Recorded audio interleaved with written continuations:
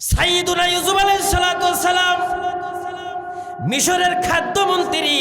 আল্লাহ তাআলা চাইলে তাকে প্রধানমন্ত্রী বানাইতে পারতেন, কিন্তু প্রধানমন্ত্রী বানান নাই। কারণ প্রধানমন্ত্রী এবং রাষ্ট্রপতির যদি খাদ্যের প্রয়োজন হয় তাহলে খাদ্যমন্ত্রীর কাছে যাওয়া লাগে। কথা বলেন ঠিক কিনা? হ্যাঁ, এই জন্য ওরা খাদ্যমন্ত্রী বানাইছে যে প্রধানমন্ত্রীরও আমার কাছে খাদ্য নেওয়ার জন্য আসা লাগবে। বুঝেন নাই? হযরত ইউসুফ আলাইহিস সালাতু ওয়াস সালাম উনি যখন খাদ্যমন্ত্রী ছিলেন, একবার সরকারি ত্রাণ তহবিল থেকে গরিব মানুষের মধ্যে ওই যে কি কার্ডের খাদ্য বিতরণ করতেছেন, গরিব মানুষকে খাদ্য দিচ্ছেন সরকারি কোষাগার থেকে। খাদ্য দিতে দিতে মানুষ লাইন ধরে খাদ্য নিতেছে।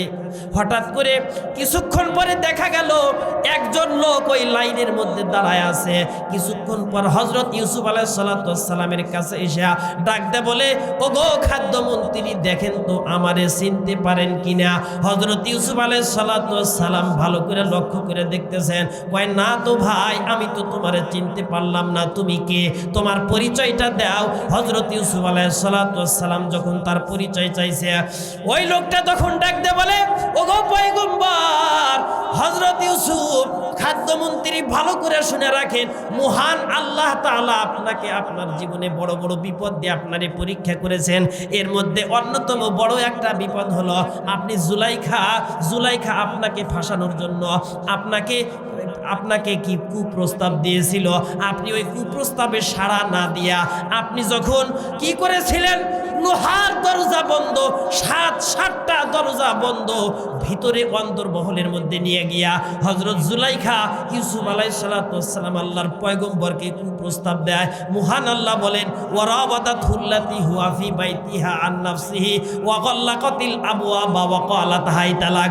হযরত জুলাইখা বলেন, হাই তালাক, আমার কাছে আসো, অপকর্ম করো, কিন্তু মহান আল্লাহ কোনো পয়গম্বরের চরিত্রের মধ্যে কোনো গুনাহের আর কোনো আপনার গুনাহের দাগ লাগতে দিবেন না। চরিত্রের ভিতরে পয়গম্বরদেরকে মহান আল্লাহ কুদরতিভাবে পবিত্র রাখেন।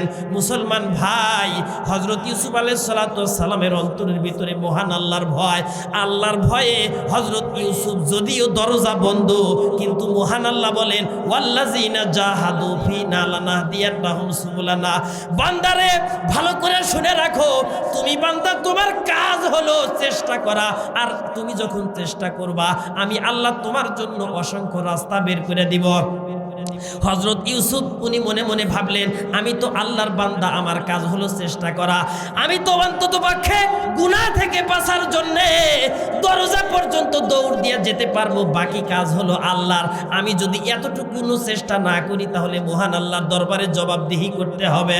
সাইয়্যিদুনা ইউসুফ আলাইহিস সালাতু ওয়াস সালাম গুনাহ থেকে বাঁচার জন্য জুলাইখার কাছের থেকে দরজা পর্যন্ত দৌড় দেয়।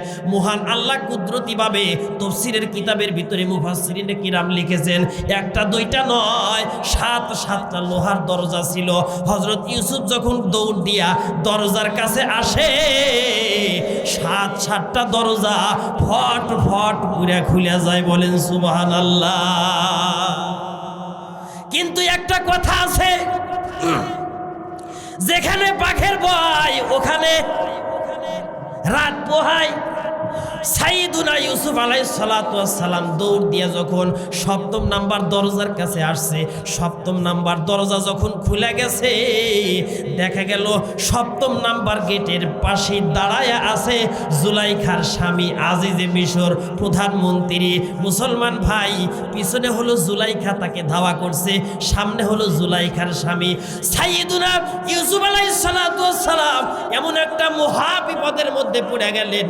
হযরত ইউসুফ আলাইহিস সালাতু ওয়াস সালাম এমন একটা কিংকর্তব্য বিমূঢ় হয়ে গেলেন, আশ্চর্য হয়ে গেলেন। হায় রে, আমার পিছনে হলো জুলাইখা, সামনে হলো জুলাইখার স্বামী, এখন আমি কি করব, কেন দৌড় দিলাম, আমারে যদি জিজ্ঞাসা করে তো আমি কি বলবো। এবার জুলাইখা নিজের ইজ্জত বাঁচানোর জন্য, নিজেকে বাঁচানোর জন্য তার স্বামী আজিজে মিশর প্রধানমন্ত্রীকে ডাক দেয়, বলে, দেখছেন প্রাণের স্বামী আমার, কত বড় নিমক হারাম এই ছেলেটা, আমরা তাকে ছোট থেকে লালন পালন করে বড় করলাম, আজকে আমার মতো একজন রাজরানীকে সে কুপ্রস্তাব দেয়। নাউজুবিল্লাহ বললেন না? ঘটনা কি তাই? হ্যাঁ, ঘটনা তাই না? জুলাইখা নিজের ইজ্জত বাঁচানোর জন্যে, স্বামীর হাত থেকে বাঁচার জন্যে হযরত ইউসুফের উপরে দোষ চাপায়া দিল। কিন্তু হযরত ইউসুফ আলাইহিস সালাতু ওয়াস সালামের পক্ষে তো কোনো সাক্ষী নাই, অথচ তিনি হলেন জামানার পয়গম্বর। পয়গম্বরের চরিত্রের মধ্যে যদি কোনো দোষ থাকে তাহলে মানুষ তাকে মানবে না। এই জন্য মহান আল্লাহ কোনো পয়গম্বরের চরিত্রের মধ্যে কোনো দোষ লাগতে দেন নাই। কুদরতিভাবে মহান আল্লাহ পয়গম্বরদেরকে হেফাজত করেছেন, বলেন সুবহানাল্লাহ। সাইয়েদুনা ইউসুফের পক্ষে কোনো সাক্ষী নাই। হযরত ইউসুফ চুপ করে মাথাটা নিচের দিকে দিয়ে দাঁড়ায় আছে। আজিজে মিশর এখন কি করবে কিছুই বুঝতেছে না। হায় রে, তারে এত আশা ভরসা নিয়ে, এত মহাব্বত আর ভালোবাসা দিয়ে তাকে লালন পালন করলাম, ছোট থেকে বড় করলাম, আজকে আমার ঘরে খাইলো, নুন খায়া নিমক হারামি করলো। মুসলমান ভাইরা আমার, হযরত ইউসুফ আলাইহিস সালাতু ওয়াস সালাম উনি কি করলেন, ওনার 7 বছরের ওনার চরিত্র হেফাজতের জন্য মহান আল্লাহ বড় মানুষের সাক্ষীর ব্যবস্থা করেন নাই। বড় মানুষ হযরত ইউসুফ আলাইহিস সালাতু ওয়াস সালামের পক্ষে সাক্ষী দেন নাই। একটা দুধের বাচ্চা ছিল ওই পরিবারের ভিতরে, আল্লাহ তাআলা ওই দুধের বাচ্চার জবানটা খুলে দিলেন, বলেন না আলহামদুলিল্লাহ। মুসলমান ভাইরা আমার, দুধের বাচ্চা সাক্ষী দেয়। দুধের বাচ্চা কি সাক্ষী দিছে? দুধের বাচ্চার ওই সাক্ষীটাকে মহান আল্লাহ কোরআনের আয়াত বানায়া কোরআনের মধ্যে ঢুকাইয়া দিছে। দুধের বাচ্চা ডাকতে বলে, আজিজে মিশর রে, ইনকানা কমিসুহু কুদ্দা মিন কুবুলিন ফাসাদাকাত ওয়া হুয়া মিনাল কাযিবিন ওয়া ইনকানা কমিসুহু কুদ্দা মিন দুবুরিন ফাকাযাবাত ওয়া হুয়া মিনাস সাদিকিন ফালাম্মা রাআ কমিসুহু কুদ্দা মিন দুবুরিন ক্বালা ইন্নাহু মিন কাইদিকুন্না ইন্না কাইদাকুন্না আযীম। ভালো লাগার জায়গা মদিনা, ভালোবাসার জায়গা মদিনা, এত সুন্দর জায়গা কোথাও দেখি না। এর চেয়ে সুন্দর কোনো জায়গা আছে? এত সুন্দর জায়গা কোথাও দেখি না, সাজিয়েছেন দয়াল রব্বানা ভালো লাগার জায়গা মদিনা। বলেন ভালোবাসার, ভালো লাগার জায়গা মদিনা। মদিনা শরীফে নূরের খাজিনা, মদিনা শরীফে নূরের খাজিনা, আশিক ছাড়া অন্য বুঝে না ভালো লাগার জায়গা মদিনা। বলেন ভালোবাসার, ভালো লাগার জায়গা মদিনা। একদিন কবরে যাব, কেউ তো যাবে না। কথা বলেন ঠিক কিনা? নাকি আমাদের এলাকায় একজনের সাথে 3 জন করে যায়? একদিন কবরে যাব, কেউ তো যাবে না, যাবে আমার শাহে মদিনা ভালো লাগার জায়গা মদিনা। বলেন ভালোবাসার জায়গা মদিনা, ভালো লাগার জায়গা মদিনা। যতই দরুদ পড়ি তৃপ্তি মিটে না। আল্লাহু আকবার বলেন। যতই দরুদ পড়ি তৃপ্তি মিটে না, সুন্নাতেও শান্তি থাকে না ভালো লাগার জায়গা মদিনা। বলেন ভালোবাসার,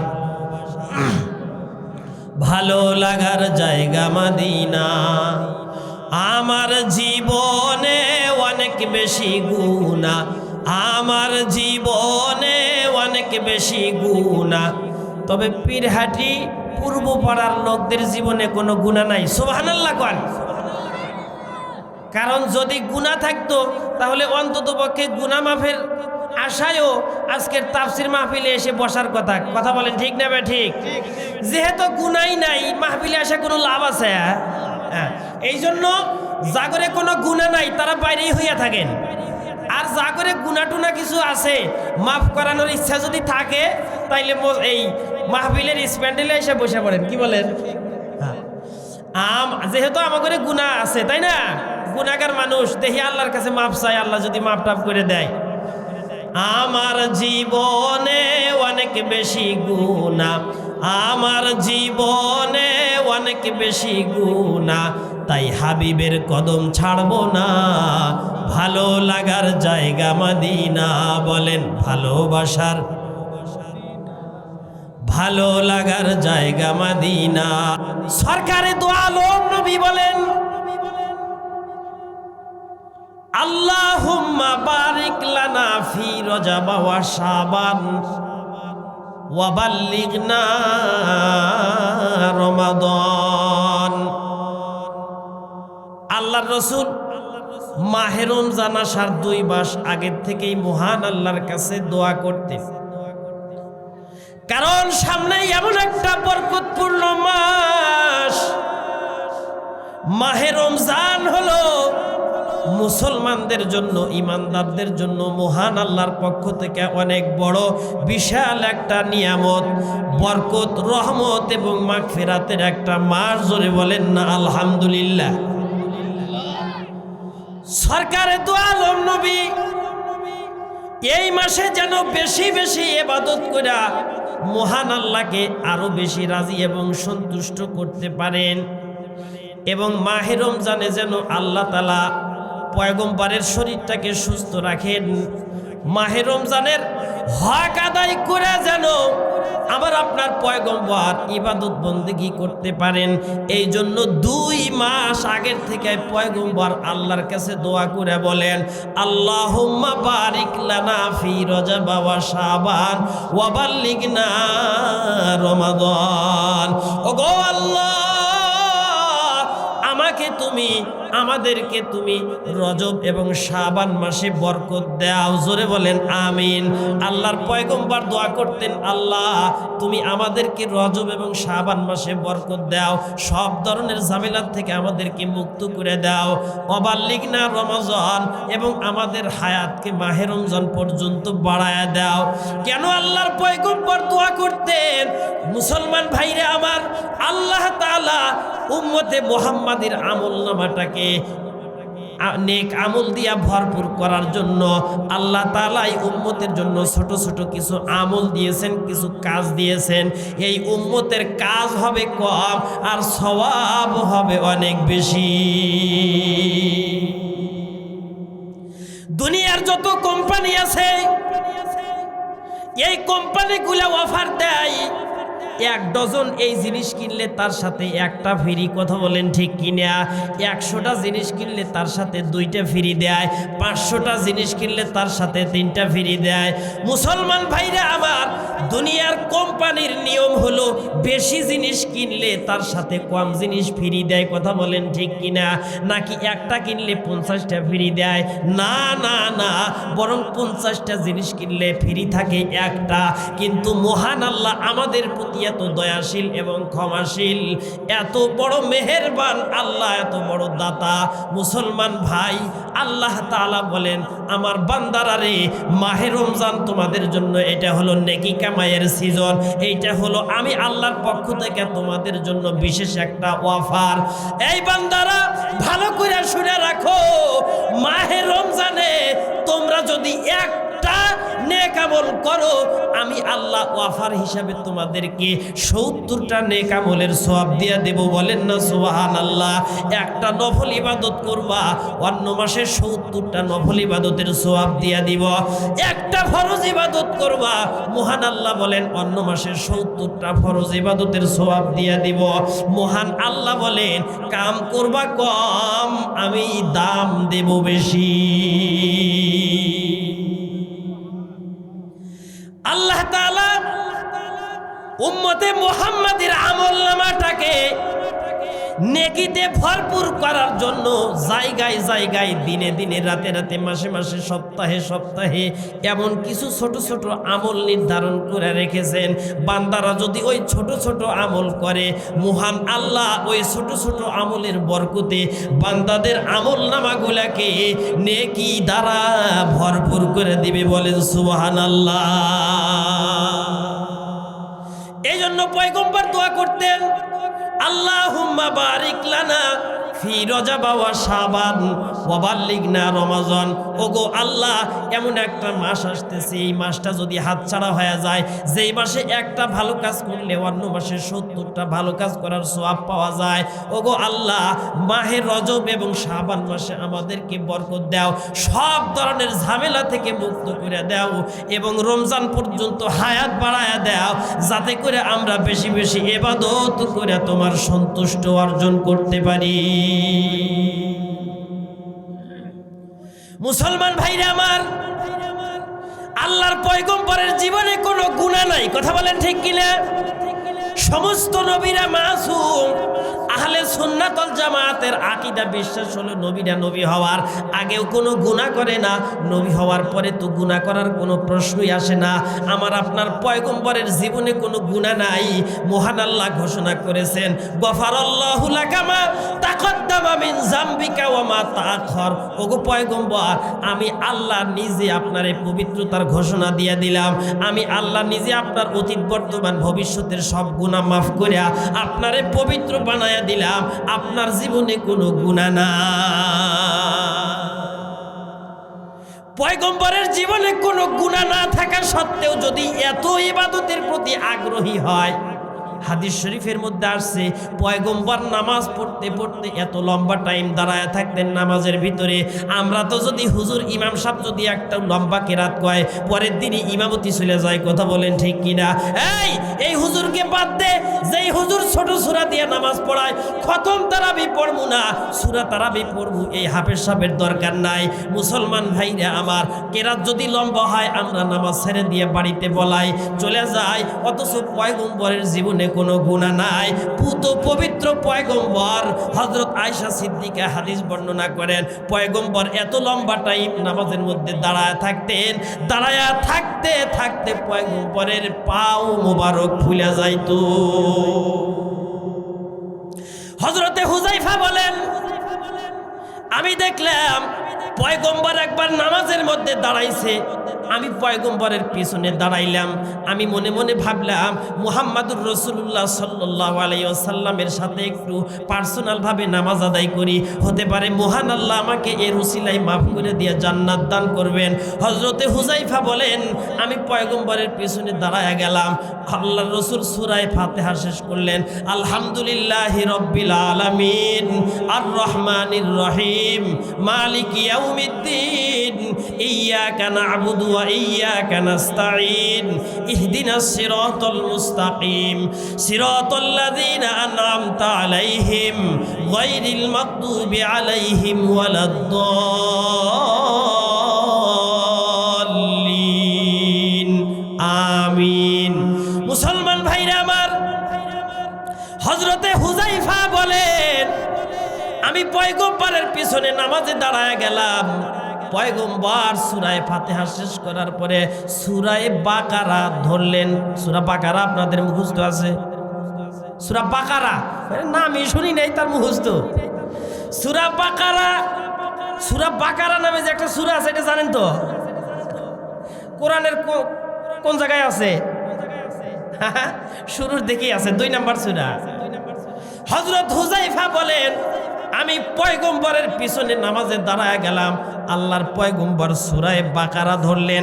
আমি মনে মনে ভাবলাম হয়তোবা আল্লাহর রাসূল 5-10 পৃষ্ঠা পড়তে পারেন, কিন্তু না, 286টা আয়াত, প্রায় 2.5 পারা সমপরিমাণ, 48 পৃষ্ঠা সমপরিমাণ এই সূরা বাকারা আল্লাহর পয়গম্বর পড়তে পড়তে তেলাওয়াত করতে করতে সূরা বাকারা শেষ। আল্লাহু আকবার বলেন। সূরা বাকারা শেষ করলেন। হযরত হুযায়ফা বলেন, আমি মনে মনে ভাবলাম এখনই মনে হয় আল্লাহর পয়গম্বর রুকুতে চলে যাবে, কিন্তু না, আল্লাহর পয়গম্বর তার পরবর্তী সূরা সূরা আলে ইমরান পড়া শুরু করে দিলে। আমি মনে করলাম সূরা আলে ইমরান সম্ভবত শেষ করে রুকুতে যাবে। পয়গম্বর সূরা আলে ইমরান পড়া শেষ। এরপরের সূরা সূরা নিসা আল্লাহর পয়গম্বর শুরু করে দিলেন, বলেন না সুবহানাল্লাহ। আল্লাহর পয়গম্বর সূরা নিসাও শেষ করে দিলেন। এরপরে সূরা মায়েদা ধরলেন। হযরত হুযায়ফা বলেন, আমার তো কোমরে ব্যথা এবং মাজায় ব্যথা শুরু হয়ে গেল, আমি থাকতে পারলাম না, নামাজ ছেড়ে দিয়ে থুয়ে আমি চলে গেলাম। তারপরে দেখা গেল পয়গম্বর 10 পারার চাইতেও বেশি এক রাকাতে পড়ছে, বলেন সুবহানাল্লাহ। আমাদের কি এই এক রাকাতে 10 পারা পড়ার ধৈর্য আছে? সারা বছরেও তো আমরা 10 পারা পড়ি না, কথা বলেন ঠিক না ঠিক? এমনও অনেক মানুষ আছে সারা বছরেও 10 রাকাত নামাজ পড়ে না, কথা বলেন ঠিক কিনা? কারণ এমনও মানুষ আছে যারা শুধু 2 ঈদের নামাজ পড়ে, 2 ঈদের নামাজও যদি পড়ে তাহলে 2 2 4 রাকাত হয়, এর মধ্যেও দেখবেন ওরা 1 রাকাত ফেল যায়, কথা বলেন ঠিক কিনা? কারণ ঈদের দিন যখন আসে সর্বপ্রথম কাজ হয় আগে গরু সাঁতরানো, কথা বলেন ঠিক কিনা? ঈদের দিন তাদের সব গরু নিয়ে তাদের সব আমি দেখছি, বুঝেন নাই? ঈদের দিন গরু সাঁতরানোই লাগবে, তাই না? মানে অন্য কোনো দিন যদি গরু নাও সাঁতরায়, কিন্তু ঈদের দিন গরু সাঁতরায়। ওই গরু সাঁতরাই বেরসা গোষ্ঠী গোষ্ঠী গোষ্ঠী করতে, তারপরে আয়সা দেখা যায় ইমাম সাহেব নামাজ টামাজ শেষ করে খুতবা পড়তেছে, ও আয়সা খালি মুনাজাত ধরে, আল্লাহ তুমি মাফ করে দিও, আল্লাহ সারা বছর ব্যাপক গুনাহ করছি, মাফ করে দিও। কেন ঈদের নামাজ যাই ধরে নাই ওয়াক বলে আল্লাহ মাফ করে। মুসলমান ভাইরা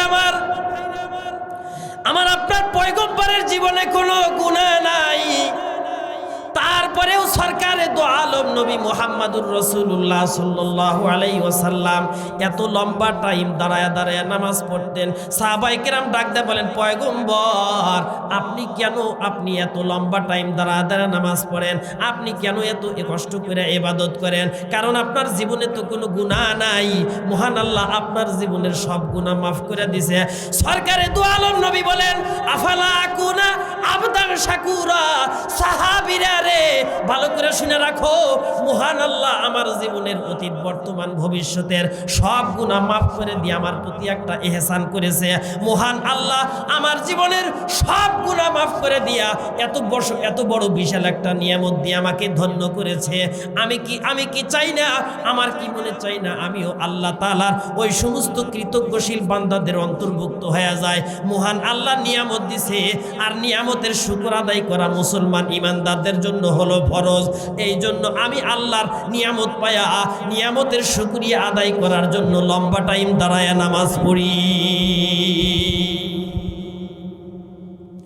এজন্য মুসলমান ভাইরা আমার, সরকারে দো আলম নবী পয়গম্বর আকায়ে নামদার তাজদারে মদিনা মুহাম্মাদুর রাসূলুল্লাহ সাল্লাল্লাহু আলাইহি ওয়াসাল্লাম 2 মাস আগের থেকে ইবাদত বন্দেগী করার জন্য মহান আল্লাহর কাছে দোয়া করতেন, আল্লাহুম্মা বারিক লানা ফি রজব ওয়া শাবান ওয়া বাল্লিগনা রমাদান। ওগো আল্লাহ, তুমি আমাদেরকে রজব এবং শাবান মাসে বরকত দাও এবং রমজান পর্যন্ত আমাদের হায়াতকে বাড়ায়া দাও, বলেন সুবহানাল্লাহ। মাঝে মধ্যে সুবহানাল্লাহ কইেন, সুবহানাল্লাহর ফজিলত আছে। সুবহানাল্লাহ মানে আল্লাহ পবিত্র, সুবহানাল্লাহ মানে হযরত ইউসুফ আলাইহিস সালাম উনি তো আপনার লম্বা কাহিনী, ওনার কাহিনী আল্লাহ তাআলা ইউসুফ আলাইহিস সালামের একমাত্র কাহিনী যে ওনার নামে একটা সূরা নাজিল করছে, এবং ওনার কাহিনীটাকে আল্লাহ তাআলা একদম শুরু থেকে শেষ পর্যন্ত সিরিয়াল ভাবে বর্ণনা করছে। হযরত ইউসুফ আলাইহিস সালামের ভাইরা যখন তাকে ষড়যন্ত্র করে কূপের মধ্যে ফেলে দেয়, তারপরে ওখান থেকে তুলে আল্লাহ তাআলা বিভিন্নভাবে বিভিন্ন ঘাত প্রতিঘাত পার করে মিশরের খাদ্যমন্ত্রী বানায়, বলেন সুবহানাল্লাহ। সাইয়্যিদুনা ইউসুফ আলাইহিস সালাম মিশরের খাদ্যমন্ত্রী, আল্লাহ তাআলা চাইলে তাকে প্রধানমন্ত্রী বানাইতে পারতেন, কিন্তু প্রধানমন্ত্রী বানান নাই। কারণ প্রধানমন্ত্রী এবং রাষ্ট্রপতির যদি খাদ্যের প্রয়োজন হয় তাহলে খাদ্যমন্ত্রীর কাছে যাওয়া লাগে, কথা বলেন ঠিক কিনা? হ্যাঁ, এই জন্য ওরা খাদ্যমন্ত্রী বানাইছে যে প্রধানমন্ত্রীরও আমার কাছে খাদ্য নেওয়ার জন্য আসা লাগবে, বুঝেন নাই? হযরত ইউসুফ আলাইহিস সালাম উনি যখন খাদ্যমন্ত্রী ছিলেন, একবার সরকারি ত্রাণ তহবিল থেকে গরিব মানুষের মধ্যে ওই যে কি কার্ডের খাদ্য বিতরণ করতেছেন, গরিব মানুষকে খাদ্য দিচ্ছেন সরকারি কোষাগার থেকে। খাদ্য দিতে দিতে মানুষ লাইন ধরে খাদ্য নিতেছে। হঠাৎ করে কিছুক্ষণ পরে দেখা গেল একজন লোক ওই লাইনের মধ্যে দাঁড়ায় আছে। কিছুক্ষণ পর হযরত ইউসুফ আলাইহিস সালাতু ওয়াস সালামের কাছে এসে ডাক দে বলে, ওগো খাদ্যমন্ত্রী, দেখেন তো আমারে চিনতে পারেন কিনা। হযরত ইউসুফ আলাইহিস সালাতু ওয়াস সালাম ভালো করে লক্ষ্য করে দেখতেছেন, কয় না তো ভাই, আমি তো তোমারে চিনতে পারলাম না, তুমি কে, তোমার পরিচয়টা দাও। হযরত ইউসুফ আলাইহিস সালাতু ওয়াস সালাম যখন তার পরিচয় চাইছে, ওই লোকটা তখন ডাক দে বলে, ওগো পয়গম্বর হযরত ইউসুফ, খাদ্যমন্ত্রী ভালো করে শুনে রাখেন, মহান আল্লাহ তাআলা আপনাকে আপনার জীবনে বড় বড় বিপদ দিয়ে আপনারে পরীক্ষা করেছেন। এর মধ্যে অন্যতম বড় একটা বিপদ হলো আপনি জুলাইখা আপনাকে ফাঁসানোর জন্য আপনাকে কি কুপ্রস্তাব দিয়েছিল। আপনি ওই কুপ্রস্তাবে সাড়া না দিয়া আপনি যখন কি করেছিলেন, লোহার দরজা বন্ধ, সাতটা দরজা বন্ধ, ভিতরে অন্তর্মহলের মধ্যে নিয়ে গিয়া হযরত জুলাইখা ইউসুফ আলাইহিস সালাতু ওয়াস সালাম আল্লাহর পয়গম্বরকে কুপ্রস্তাব দেয়। মহান আল্লাহ বলেন, ওয়ারাবাদাতুল্লাতি হুয়া ফি বাইতিহা আন নাফসিহি ওয়া গাল্লাকাতিল আবওয়াবা ওয়া ক্বালাত হাই তালাক। হযরত জুলাইখা বলেন, হাই তালাক, আমার কাছে আসো, অপকর্ম করো, কিন্তু মহান আল্লাহ কোনো পয়গম্বরের চরিত্রের মধ্যে কোনো গুনাহের কোনো আপনার গুনাহের দাগ লাগতে দিবেন না। চরিত্রের ভিতরে পয়গম্বরদেরকে মহান আল্লাহ কুদরতিভাবে পবিত্র রাখেন। মুসলমান ভাই, হযরত ইউসুফ আলাইহিস সালাতু ওয়াস সালামের অন্তরের ভিতরে মহান আল্লাহর ভয়ে হযরত ইউসুফ যদিও দরজা বন্ধ, কিন্তু মহান আল্লাহ বলেন, ওয়াল্লাযিনা জাহাদু ফিনা লানাহদিয়ান্নাহুম সুবুলানা। বান্দারে ভালো করে শুনে রাখো, তুমি বান্দা, তোমার কাজ হলো চেষ্টা করা, আর তুমি যখন চেষ্টা করবা আমি আল্লাহ তোমার জন্য অসংখ্য রাস্তা বের করে দিব। হযরত ইউসুফ উনি মনে মনে ভাবলেন, আমি তো আল্লাহর বান্দা, আমার কাজ হলো চেষ্টা করা, আমি তো অন্তত পক্ষে গুনাহ থেকে বাঁচার জন্য দরজা পর্যন্ত দৌড় দিয়ে যেতে পারবো, বাকি কাজ হলো আল্লাহর। আমি যদি এতটুকু চেষ্টা না করি তাহলে মহান আল্লাহর দরবারে জবাবদিহি করতে হবে। সাইয়্যিদুনা ইউসুফ আলাইহিস সালাতু ওয়াস সালাম গুনাহ থেকে বাঁচার জন্য জুলাইখার কাছের থেকে দরজা পর্যন্ত দৌড় দেয়। মহান আল্লাহ কুদরতিভাবে তাফসীরের কিতাবের ভিতরে মুফাসসিরিন কিরাম লিখেছেন, একটা দুইটা নয়, সাতটা লোহার দরজা ছিল। হযরত ইউসুফ যখন দৌড় দিয়া দরজার কাছে আসে, সাতটা দরজা ফট ফট করে খুলে যায়। বলেন সুবহানাল্লাহ। কিন্তু একটা কথা আছে, যেখানে বাঘের ভয় ওখানে রাত পোহায়। সাইয়্যিদুনা ইউসুফ আলাইহিস সালাতু ওয়াস সালাম দৌড় দিয়ে যখন 7ম নাম্বার দরজার কাছে আসছে, 7ম নাম্বার দরজা যখন খুলে গেছে, দেখা গেল 7ম নাম্বার গেটের পাশে দাঁড়ায়া আছে জুলাইখার স্বামী আজিজে মিশর, প্রধানমন্ত্রী। মুসলমান ভাই, পিছনে হলো জুলাইখা, তাকে ধাওয়া করছে, সামনে হলো জুলাইখার স্বামী। সাইয়্যিদুনা ইউসুফ আলাইহিস সালাতু ওয়াস সালাম এমন একটা মহা বিপদের মধ্যে পড়ে গেলেন। হযরত ইউসুফ আলাইহিস সালাতু ওয়াস সালাম এমন একটা কিংকর্তব্য বিমূঢ় হয়ে গেলেন, আশ্চর্য হয়ে গেলেন। হায় রে, আমার পিছনে হলো জুলাইখা, সামনে হলো জুলাইখার স্বামী, এখন আমি কি করব, কেন দৌড় দিলাম, আমারে যদি জিজ্ঞাসা করে তো আমি কি বলবো। এবার জুলাইখা নিজের ইজ্জত বাঁচানোর জন্য, নিজেকে বাঁচানোর জন্য তার স্বামী আজিজে মিশর প্রধানমন্ত্রীকে ডাক দেয়, বলে, দেখছেন প্রাণের স্বামী আমার, কত বড় নিমক হারাম এই ছেলেটা, আমরা তাকে ছোট থেকে লালন পালন করে বড় করলাম, আজকে আমার মতো একজন রাজরানীকে সে কুপ্রস্তাব দেয়। নাউজুবিল্লাহ বললেন না?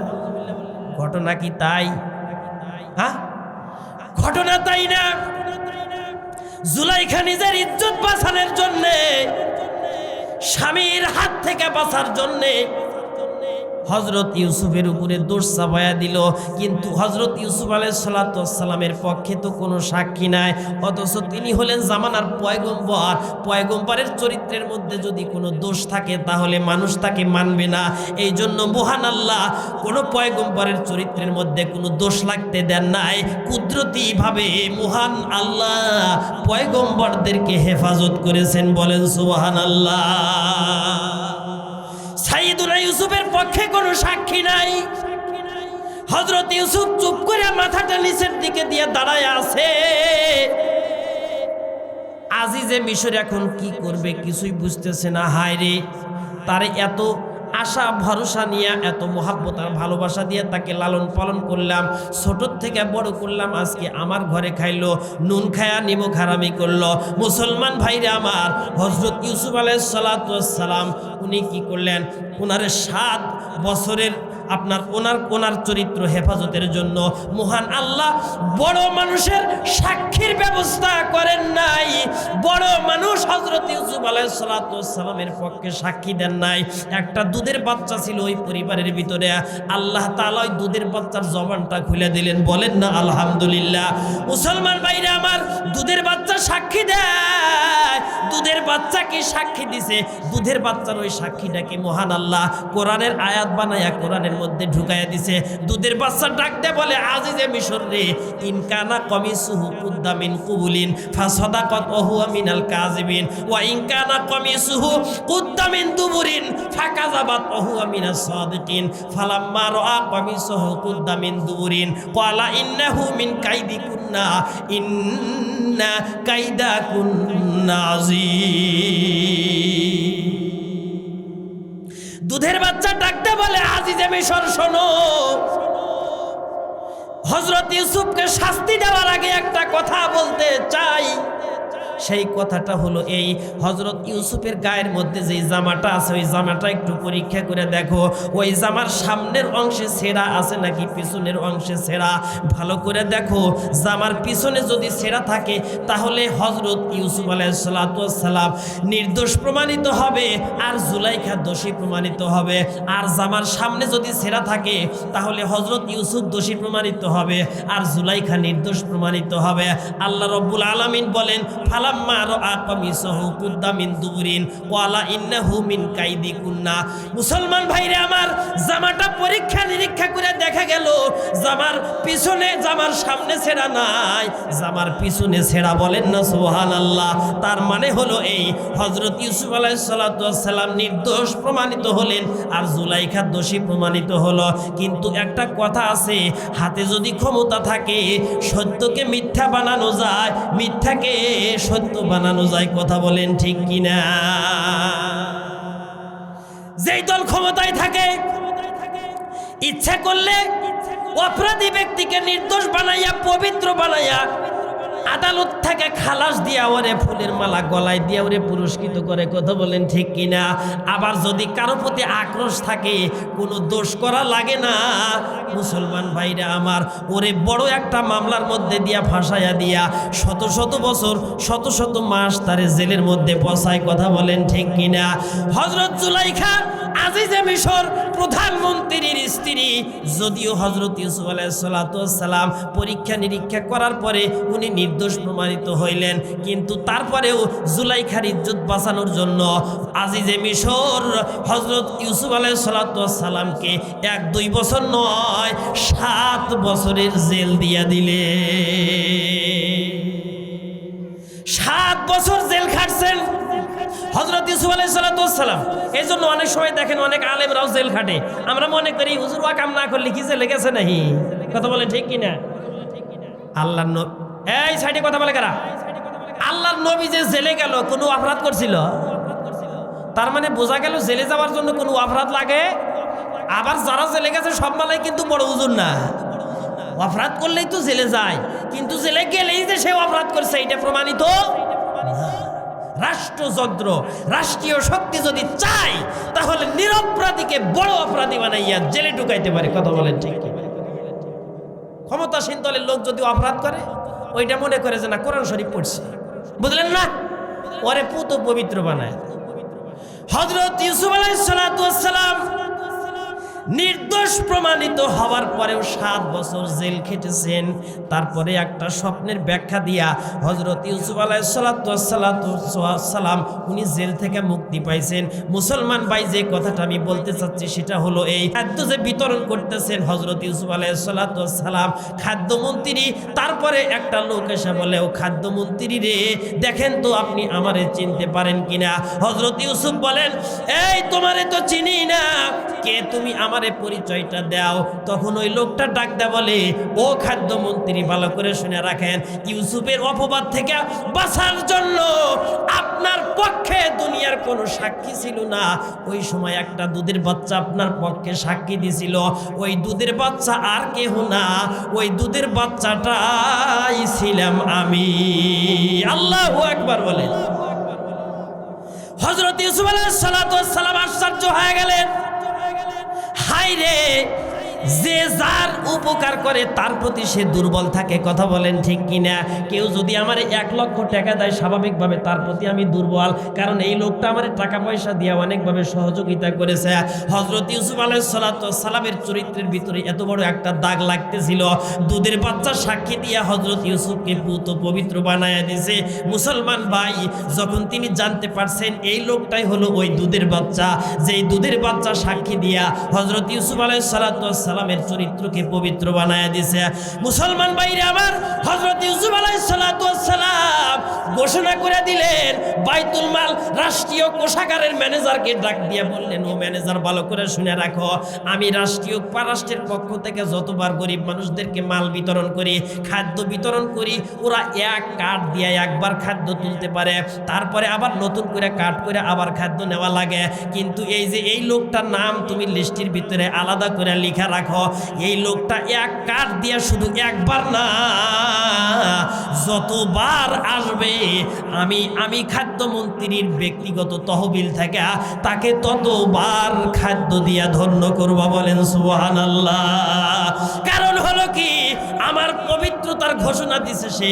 আমি এমন একটা বিপদের মধ্যে পড়েছিলাম, আমার সে সাক্ষী দিয়া বাঁচাইছে, আমার পবিত্রতার ঘোষণা দিছে। এই কারণে আমি তার উপর খুশি হইয়া এক কার্ডে 1000 বার আমি তারে মাল দেওয়ার ঘোষণা দিয়ে দিলাম, এক কার্ড দিয়ে 1000 বার খাদ্য দেওয়ার ঘোষণা দিয়ে দিলাম। মুসলমান ভাইরা আমার, হাকিমুল ইসলাম কারি তৈয়ব রহমতুল্লাহ আলাইহি ওনার কিতাবের ভিতরে এই ঘটনা লেখার পরে বলেন, মহান আল্লাহ হযরত ইউসুফের চাইতে কোটি কোটি গুণ বেশি দয়ালু। মুসলমান ভাই, হযরত ইউসুফ যদি বান্দা হয়া নবী হয়া তার পবিত্রতার ঘোষণা দেওয়ার কারণে ওই বান্দাকে এক কার্ডে 1000 বার খাদ্য দিতে পারে, মহান আল্লাহর পবিত্রতার ঘোষণা যদি কোনো বান্দা দেয়, আল্লাহ তাআলা ওই বান্দাকে তাকে জান্নাতের মধ্যে এক আমলের বিনিময়ে, একবার সুবহানাল্লাহ বলার বিনিময়ে 1000টা জান্নাত তাকে দান করবে। বলেন সুবহানাল্লাহ। এই জন্য সুবহানাল্লাহ বললে লাভ আছে না ক্ষতি আছে? সুবহানাল্লাহ বলে আমরা মহান আল্লাহর পবিত্রতার ঘোষণা দিই। সুবহানাল্লাহ মানে আল্লাহ সকল দোষ ত্রুটি থেকে পবিত্র। বলেন সুবহানাল্লাহ। তাহলে সুবহানাল্লাহ বললে লাভ আছে না ক্ষতি আছে? আজকের থেকে সুবহানাল্লাহ বলবেন তো ইনশাআল্লাহ। যখনই সুযোগ পাবেন মনে মনে সুবহানাল্লাহ। আরে বাজারে হেঁটে যাচ্ছেন, সুবহানাল্লাহ বলতে কি মোবাইলে কথা বলে টাকা কাটে, কিন্তু আমি যদি মুখে মুখে সুবহানাল্লাহ বলি, 1 ঘন্টাও যদি বলি, তারপরে কি 1 পয়সা কাটবে? ক্ষতি হবে না। মুসলমান ভাইরা আমার, এই জন্য জমিনের মধ্যে আমরা কাজ করব, সুবহানাল্লাহ সুবহানাল্লাহ সুবহানাল্লাহ। গরুর জন্য খের কাটবো, সুবহানাল্লাহ সুবহানাল্লাহ সুবহানাল্লাহ। মা বোনেরা তরকারি কাটবো, বেগুন কাটবো, সুবহানাল্লাহ। আলু কাটবো, সুবহানাল্লাহ। মরিচ কাটবো, সুবহানাল্লাহ। তারপরে পেঁয়াজ কাটবো, সুবহানাল্লাহ। অবশ্য পেঁয়াজ কাটার সময় চোখ ডলবো নাকি সুবহানাল্লাহ গো, বোঝেন নাই? এই জন্য মাঝে মধ্যে সুবহানাল্লাহ বললেও কি আছে? লাভ আছে। বলতেছিলাম, আল্লাহ রসুল সাল্লাল্লাহু আলাইহি ওয়াসাল্লাম এই রজব মাস থেকে মহান আল্লাহর কাছে একটা দোয়া পড়তেন, আল্লাহুম্মা বারিক লানা ফি রজব ওয়া শাবান ওয়া বাল্লিগনা রমাজান। আল্লাহ রসুলের জীবনে অসংখ্য অগণিত মুজিজা আছে। মুজিজা বোঝেন? হ্যাঁ, মুজিজা মানে হলো অলৌকিক অস্বাভাবিক ঘটনা, অলৌকিক অস্বাভাবিক, যেগুলো স্বাভাবিক না। আল্লাহ রসুল সাল্লাল্লাহু আলাইহি ওয়াসাল্লামের জীবনে বলা হয়েছে যে ওনার 3000-এর কই মাইক অপারেটর কই, এই মাইক চুচু করে কেন? আল্লাহ রসুল সাল্লাল্লাহু আলাইহি ওয়াসাল্লামের জীবনে 3000-এর চেয়েও বেশি মুজিজা ছিল। বলেন সুবহানাল্লাহ। প্রত্যেকটা নবীর মুজিজা ছিল। কি ছিল? মুজিজা ছিল, অলৌকিক ঘটনা। কিছু ঘটনা হযরত মুসা আলাইহিস সালাতু ওয়াস সালামের ছিল আপনার লাঠির মুজিজা ছিল, আর অনেক মুজিজা ছিল।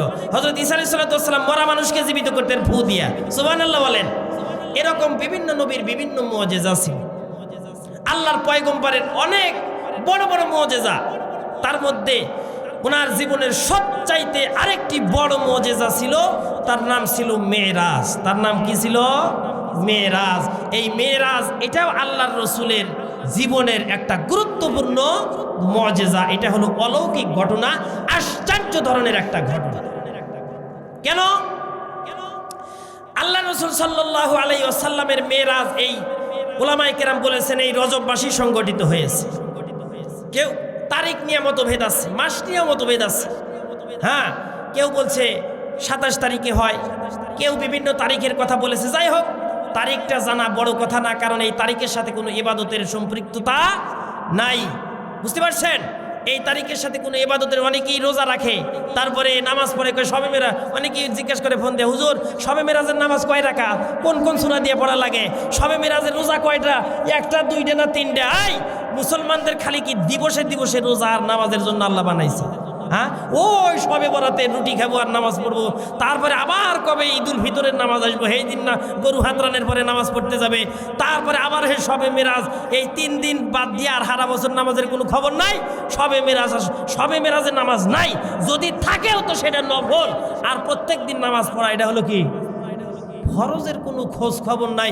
1 বছর পর পর শবে মেরাজ, হুজুর একটু মেহরবানি করে কিতাবাদি গাইটা গুটে দেখেন তো শবে মেরাজের নামাজ কয় রাকাত এবং কোন কোন সূরা, কোন কোন সূরা দিয়ে পড়ালে। আমি যদি কই সূরা বাকারা দিয়ে পড়ানো পারবে নাকি? জোরে বলেন, পারবে না। এই দিন হলো সহজ। আল্লাহ বলছেন ফাকরাউ মা তায়াসসারা মিনাল কুরআন। দুনিয়ার কোন নামাজের জন্য সূরা কিরাত নির্ধারিত নাই, অনেক দাঁড়িত। যার যেখান থেকে সহজ, যে যেখান থেকে পারে ওখান থেকে কি করবে? তেলাওয়াত করবে। আল্লাহ তাআলা ইবাদত বন্দেগী করার জন্য এত সহজ করে দিছে, এর পরেও আমরা যদি না করি, আমাদের চাইতে হতভাগা, আমাদের চাইতে কপাল পোড়া এই দুনিয়াতে আর কেউ।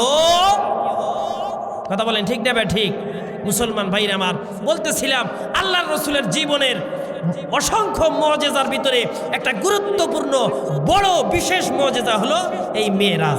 মেরাজের নাম হলো 2টা। কয়টা? এর আগে কি শুনছেন? শুনছেন? মনে নাই? মেরাজের নাম কয়টা? 2টা। মুখস্থ করে যাবেন, বুঝলেন নাকি? বাড়ি পরে কিন্তু রাস্তাঘাটে যদি আমার সাথে দেখা হয়, আমি কিন্তু ধরবো। এই যে ছবি তুলে রাখতেছি, কারা কারা আমার ওয়াজ শুনছে, হ্যাঁ করে আবার রাস্তাঘাটে পরীক্ষা করবো যে ওই যে কইছিলাম যে কন্ত কি কইছিলাম। তো মেরাজের নাম কয়টা? 2টা। একটা হলো মেরাজ, আর এই মূলত মেরাজের 2টা অংশ। এক অংশের নাম হলো মেরাজ, আর এক অংশের নাম হলো ইসরা। আরেক অংশের নাম কি? সবাই বলেন ইসরা। ইসা মাস না, ইসরা। ইসরা মানে হলো রাত্রিকালীন ভ্রমণ। রাত্রিবেলায় যে ঘোরাফেরা করা হয় হেলিকপ্টারে, বাসে, ট্রেনে, এইটাকে বলা হয় আরবিতে ইসরা। আরবিতে কি বলে? ইসরা। এই রসুলের মেরাজের 2টা অংশ। আরেকটা অংশ হলো মেরাজ। মেরাজ মানে হলো সিঁড়ি। মেরাজ মানে কি? সিঁড়ি। আল্লাহ রসুল সাল্লাল্লাহু আলাইহি ওয়াসাল্লাম মেরাজের রাত্রিতে প্রথম আসমান থেকে, বাইতুল মুকাদ্দাস থেকে 7ম আসমান সিদরাতুল মুনতাহা, আরশে আজিম ভেদ করে মহান আল্লাহর কাছাকাছি চলে গেছিল। উপরের দিকে উঠছে। আর মানুষ উপরের দিকে কিসের মাধ্যমে ওঠে? সিঁড়ির মাধ্যমে। কিসের মাধ্যমে? সিঁড়ির মাধ্যমে। এই কারণে উপরের দিকে ওঠার এই অংশকে বলা হয় মেরাজ। মেরাজ মানে হলো সিঁড়ি, মেরাজ মানে। আর আল্লাহ রসুলের মেরাজ যেহেতু রাত্রিতে হয়েছে, এই কারণে এই অংশের নাম হলো ইসরা। এই অংশের নাম কি? ইসরা। এই কথাটাই আল্লাহ তাআলা আমি আপনাদের সামনে শুরুতে যে আয়াত তেলাওয়াত করেছি, এই আয়াতের মধ্যে মহান আল্লাহ বলেন, সুবহানাল্লাযী আসরা বিআবদিহি লাইলাম মিনাল মসজিদিল হারামি ইলাল মসজিদিল আকসা। মহাপবিত্র ওই সত্তা যিনি তার বান্দাকে রাত্রিবেলায় মসজিদুল হারাম থেকে নিয়ে বাইতুল মুকাদ্দাস, ফিলিস্তিনের বাইতুল মুকাদ্দাস মসজিদুল আকসা পর্যন্ত ভ্রমণ করিয়েছিলেন। মুসলমান ভাই, আল্লাহ তাআলা এই সূরার শুরুতে মেরাজের এই ঘটনাটা শুরু করার জন্য সর্বপ্রথম যেই শব্দটা উচ্চারণ করেছেন, এই শব্দটা হইল সুবহান। জোরে বলেন কি? সুবহান। সুবহান মানে হলো আরবি ভাষাভাষী যারা সুবহান আল্লাহ শব্দটা তারা ওই সময় বলে যখন কোনো আশ্চর্য ঘটনা ঘটে, যখন কোনো আশ্চর্য ঘটনা ঘটে, আশ্চর্য কোনো জিনিস দেখে অথবা শোনে, তখন আরবের লোকেরা বলে সুবহান আল্লাহ। মুসলমান ভাই, মহান আল্লাহ এই সূরার শুরুতে মেরাজের এই ঘটনা বর্ণনা করতে সর্বপ্রথম সুবহান শব্দ এনে এইটা বুঝাইতেছেন, দুনিয়ার মানুষেরা রে, আমি যে সুবহান শব্দ দিয়া মেরাজের এই ঘটনা বর্ণনা শুরু করলাম। মেরাজের এই ঘটনা সুবহান শব্দ দিয়া কেন শুরু করলাম? কারণ হলো এই মেরাজের এই ঘটনা স্বাভাবিক কোনো ঘটনা না, অস্বাভাবিক এবং আশ্চর্যজনক ঘটনা। এইটা যে আশ্চর্য ঘটনা এইটা বোঝানোর জন্য মহান আল্লাহ সুবহান শব্দ দিয়া এই মেরাজের বর্ণনা শুরু করছে। কেন আশ্চর্য ঘটনা? মেরাজের রাত্রিতে আল্লাহ রাসূল তার চাচাতো বোন উম্মে হানি ওনার বাসায় শুয়েছিলেন। হযরত জিবরাইল আলাইহিস সালাতু ওয়াস সালাম আল্লাহ রসুলকে নেওয়ার জন্য আসছে ছাদ ফাটাইয়া, যেই ঘরে শুয়ে আছে ওই ঘরে ছাদ ফাটাইছে, ছাদ ফাটাই উপর দিয়ে আসছে। ওই ঘরে কি দরজা ছিল না? হ্যাঁ, আর এতদিন যে আল্লাহ রসুলের কাছে আসছে ছাদ ফাটাইয়া তো আসে নাই, দরজা দিয়েই তো আসছে। তা আজকে ছাদ ফাটাইয়া কেন আসছে? হযরত জিবরাইল আলাইহিস সালাতু ওয়াস সালাম ছাদ ফাটাইয়া দরজা দিয়ে ঘরে না ঢুকিয়া ছাদ ফাটাইয়া ঘরে ঢুকাইয়া এইটা বুঝাইছে, এই দুনিয়ার মানুষেরা ভালো করে শুনে রাখো, আমি দরজা দিয়ে স্বাভাবিক পদ্ধতিতে ঘরে না ঢুকিয়া অস্বাভাবিক আশ্চর্যভাবে ছাদ ফাটাইয়া আমি ঘরে ঢুকছি। তার কারণ হলো এইটা বোঝানোর জন্য আজকে যেই ঘটনাটা ঘটতেছে এইটা স্বাভাবিক কোনো ঘটনা না, এইটা হলো অস্বাভাবিক এবং আশ্চর্যজনক ঘটনা। এই আশ্চর্য বোঝানোর জন্য আমি আশ্চর্যভাবে ঘরের মধ্যে ঢুকছি। বলেন সুবহানাল্লাহ। কথা বুঝে আসছে? এই জন্য মেরাজের ঘটনাটা এইটা হলো আশ্চর্য ঘটনা। এই জন্য মহান আল্লাহ আশ্চর্যবোধক শব্দ যেটা ওইটা তারা এই ঘটনা শুরু করছেন। জিবরাইল আলাইহিস সালাতু ওয়াস সালাম আশ্চর্যভাবে ছাদ ফাটাইয়া মুহাম্মদুর রাসূলুল্লাহর কাছে আসছে। কথা বুঝতে পারছেন?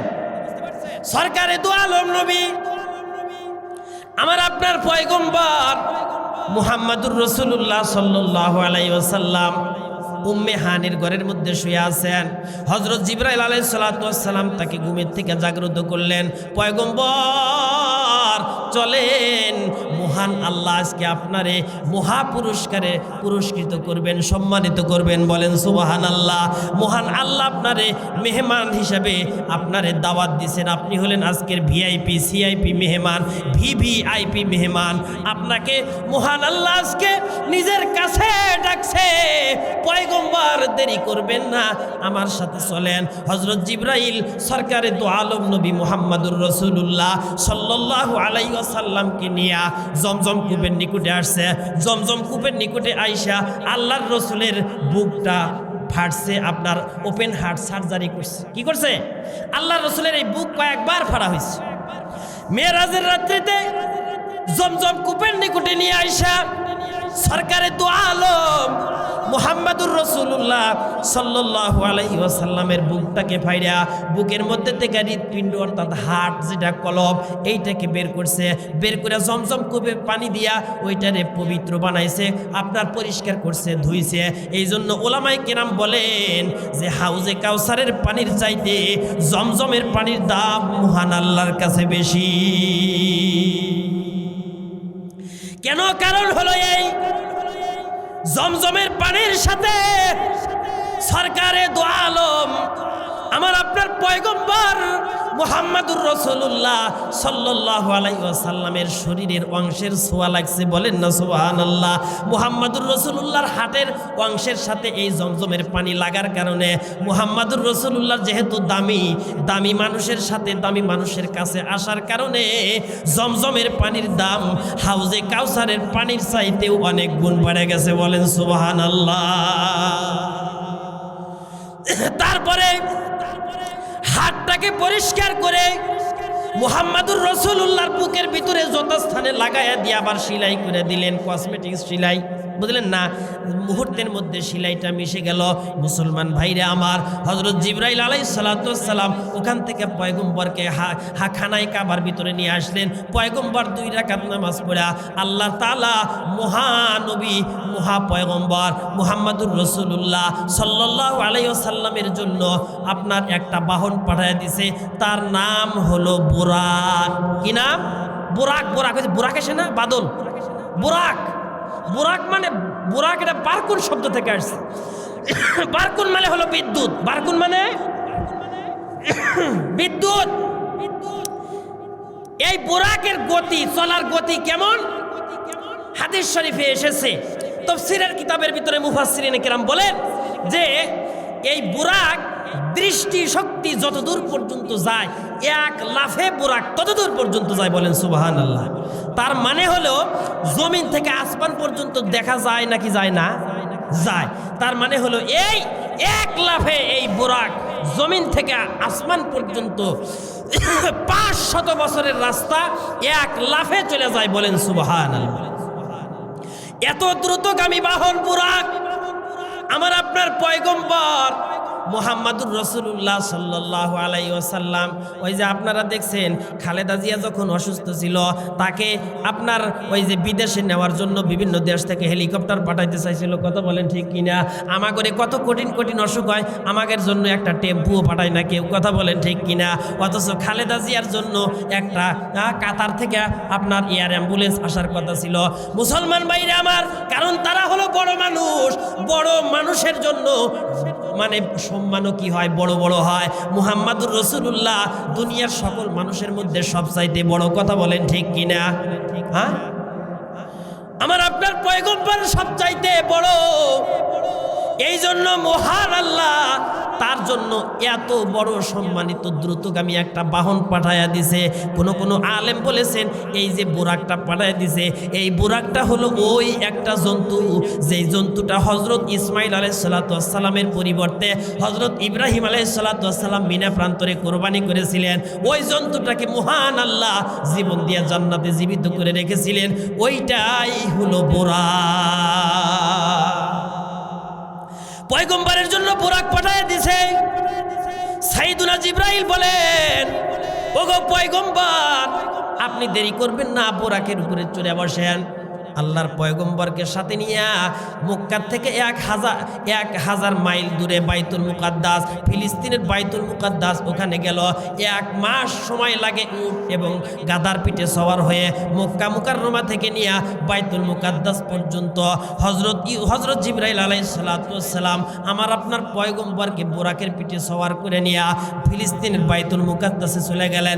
এদিক থেকে মহান আল্লাহ হযরত আদম আলাইহিস সালাতু ওয়াস সালাম থেকে যতগুলি পয়গম্বর এই দুনিয়াতে পাঠাইছেন, মহান আল্লাহ সমস্ত পয়গম্বরদেরকে বলে দিলেন, পয়গম্বরেরা রে, আমার সবচাইতে দামি পয়গম্বর মুহাম্মাদুর রাসূলুল্লাহ সাল্লাল্লাহু আলাইহি ওয়াসাল্লামকে আজকে আমি দাওয়াত করেছি, আমি আমার কাছে নিয়ে আসতেছি।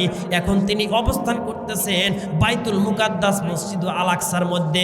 তাড়াতাড়ি তোমরা সবাই সেখানে চলে যাও, আমার পয়গম্বরদের সংবর্ধনা সুস্বাগতম জানানোর জন্য তোমরা ওই জায়গার মধ্যে চলে যাও। আল্লাহর নির্দেশ পাইয়া সমস্ত পয়গম্বরেরা মসজিদুল আকসার মধ্যে এসে হাজির হয়ে গেছে। বলেন না সুবহানাল্লাহ। মুসলমান ভাই, কিতাবের ভিতরে আসছে হযরত জিবরাইল আলাইহিস সালাতু ওয়াস সালাম আযান দিয়ে দিলেন, তারপরে নামাজ পড়া হবে। নামাজের জন্য সকল পয়গম্বররা দাঁড়ায় গেছে, আল্লাহর পয়গম্বররা দাঁড়ায় গেছে, কানায় কানায় ভর্তি হয়ে গেছে, লক্ষ লক্ষ পয়গম্বর দাঁড়ায় গেছে নামাজ পড়ার জন্য। কিন্তু এখনো পর্যন্ত ইমামতির জায়নামাজটা এখনো পর্যন্ত খালি আছে। কে যাবে আজকের ইমামতি করতে? কেউ যায় না। কারণ আজকে কে ইমামতি করবে? নবীরা তো আল্লাহর হুকুম ছাড়া এক কদম সামনে আগায় না। হযরত জিবরাইল আলাইহিস সালাতু ওয়াস সালাম কিছুক্ষণ পরে আমার আপনার পয়গম্বরের হাত ধরে ডাক দেয়া বলে, পয়গম্বর আজকে আপনি হলেন প্রধান অতিথি, আজকে আপনি হলেন প্রধান মেহমান, আপনি হলেন সকলের মধ্যমণি। আজকে আপনার এই জায়নামাজ, ইমামতির জায়নামাজে আপনি দাঁড়াইয়া এই জায়নামাজটাকে আপনি ধন্য করবেন। ওগো পয়গম্বর, আজকে আপনাকে মুক্তাদি বানাইয়া অন্য কোনো নবীর জন্য ইমামতি করা জায়েজ নাই, আপনি হবেন ইমাম। আপনি দেরি করবেন না, সামনে যান, ইমাম হয়ে নামাজ পড়ায়া দেয়।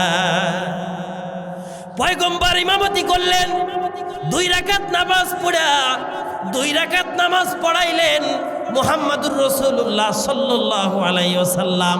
আমার আপনার পয়গম্বর আজকে সমস্ত নবীদেরকে মুক্তাদি বানাইয়া ইমাম হইলেন।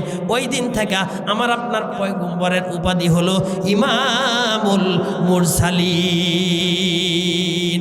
সমস্ত নবীদের ইমাম, সমস্ত রসুলদের ইমাম হলো আমার আপনার পয়গম্বর সরকারে দো আলম নবী মুহাম্মাদুর রাসূলুল্লাহ সাল্লাল্লাহু আলাইহি ওয়াসাল্লাম।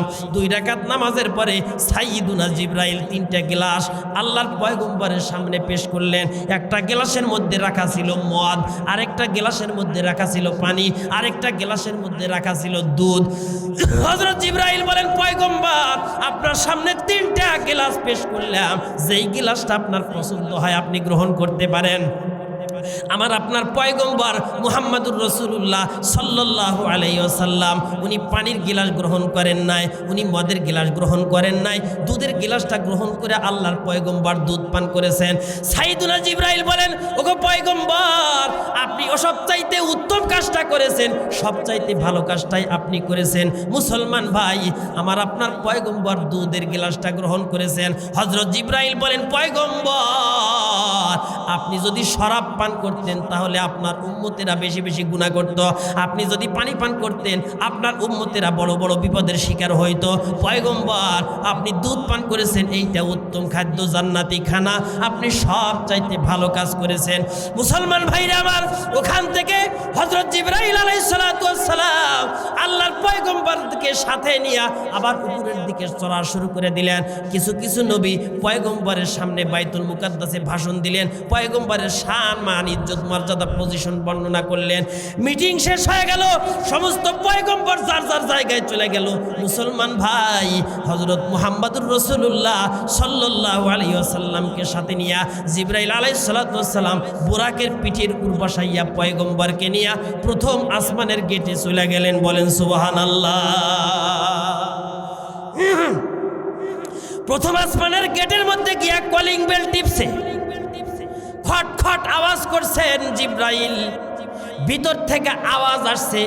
প্রথম আসমানের গেটের মধ্যে যে প্রহরী ফেরেশতা আছে, ফেরেশতা ডাক দেয়া বলে, কে কড়া নাড়ে, কে ঠক ঠক করে, কে কলিং বেল টিপতেছে?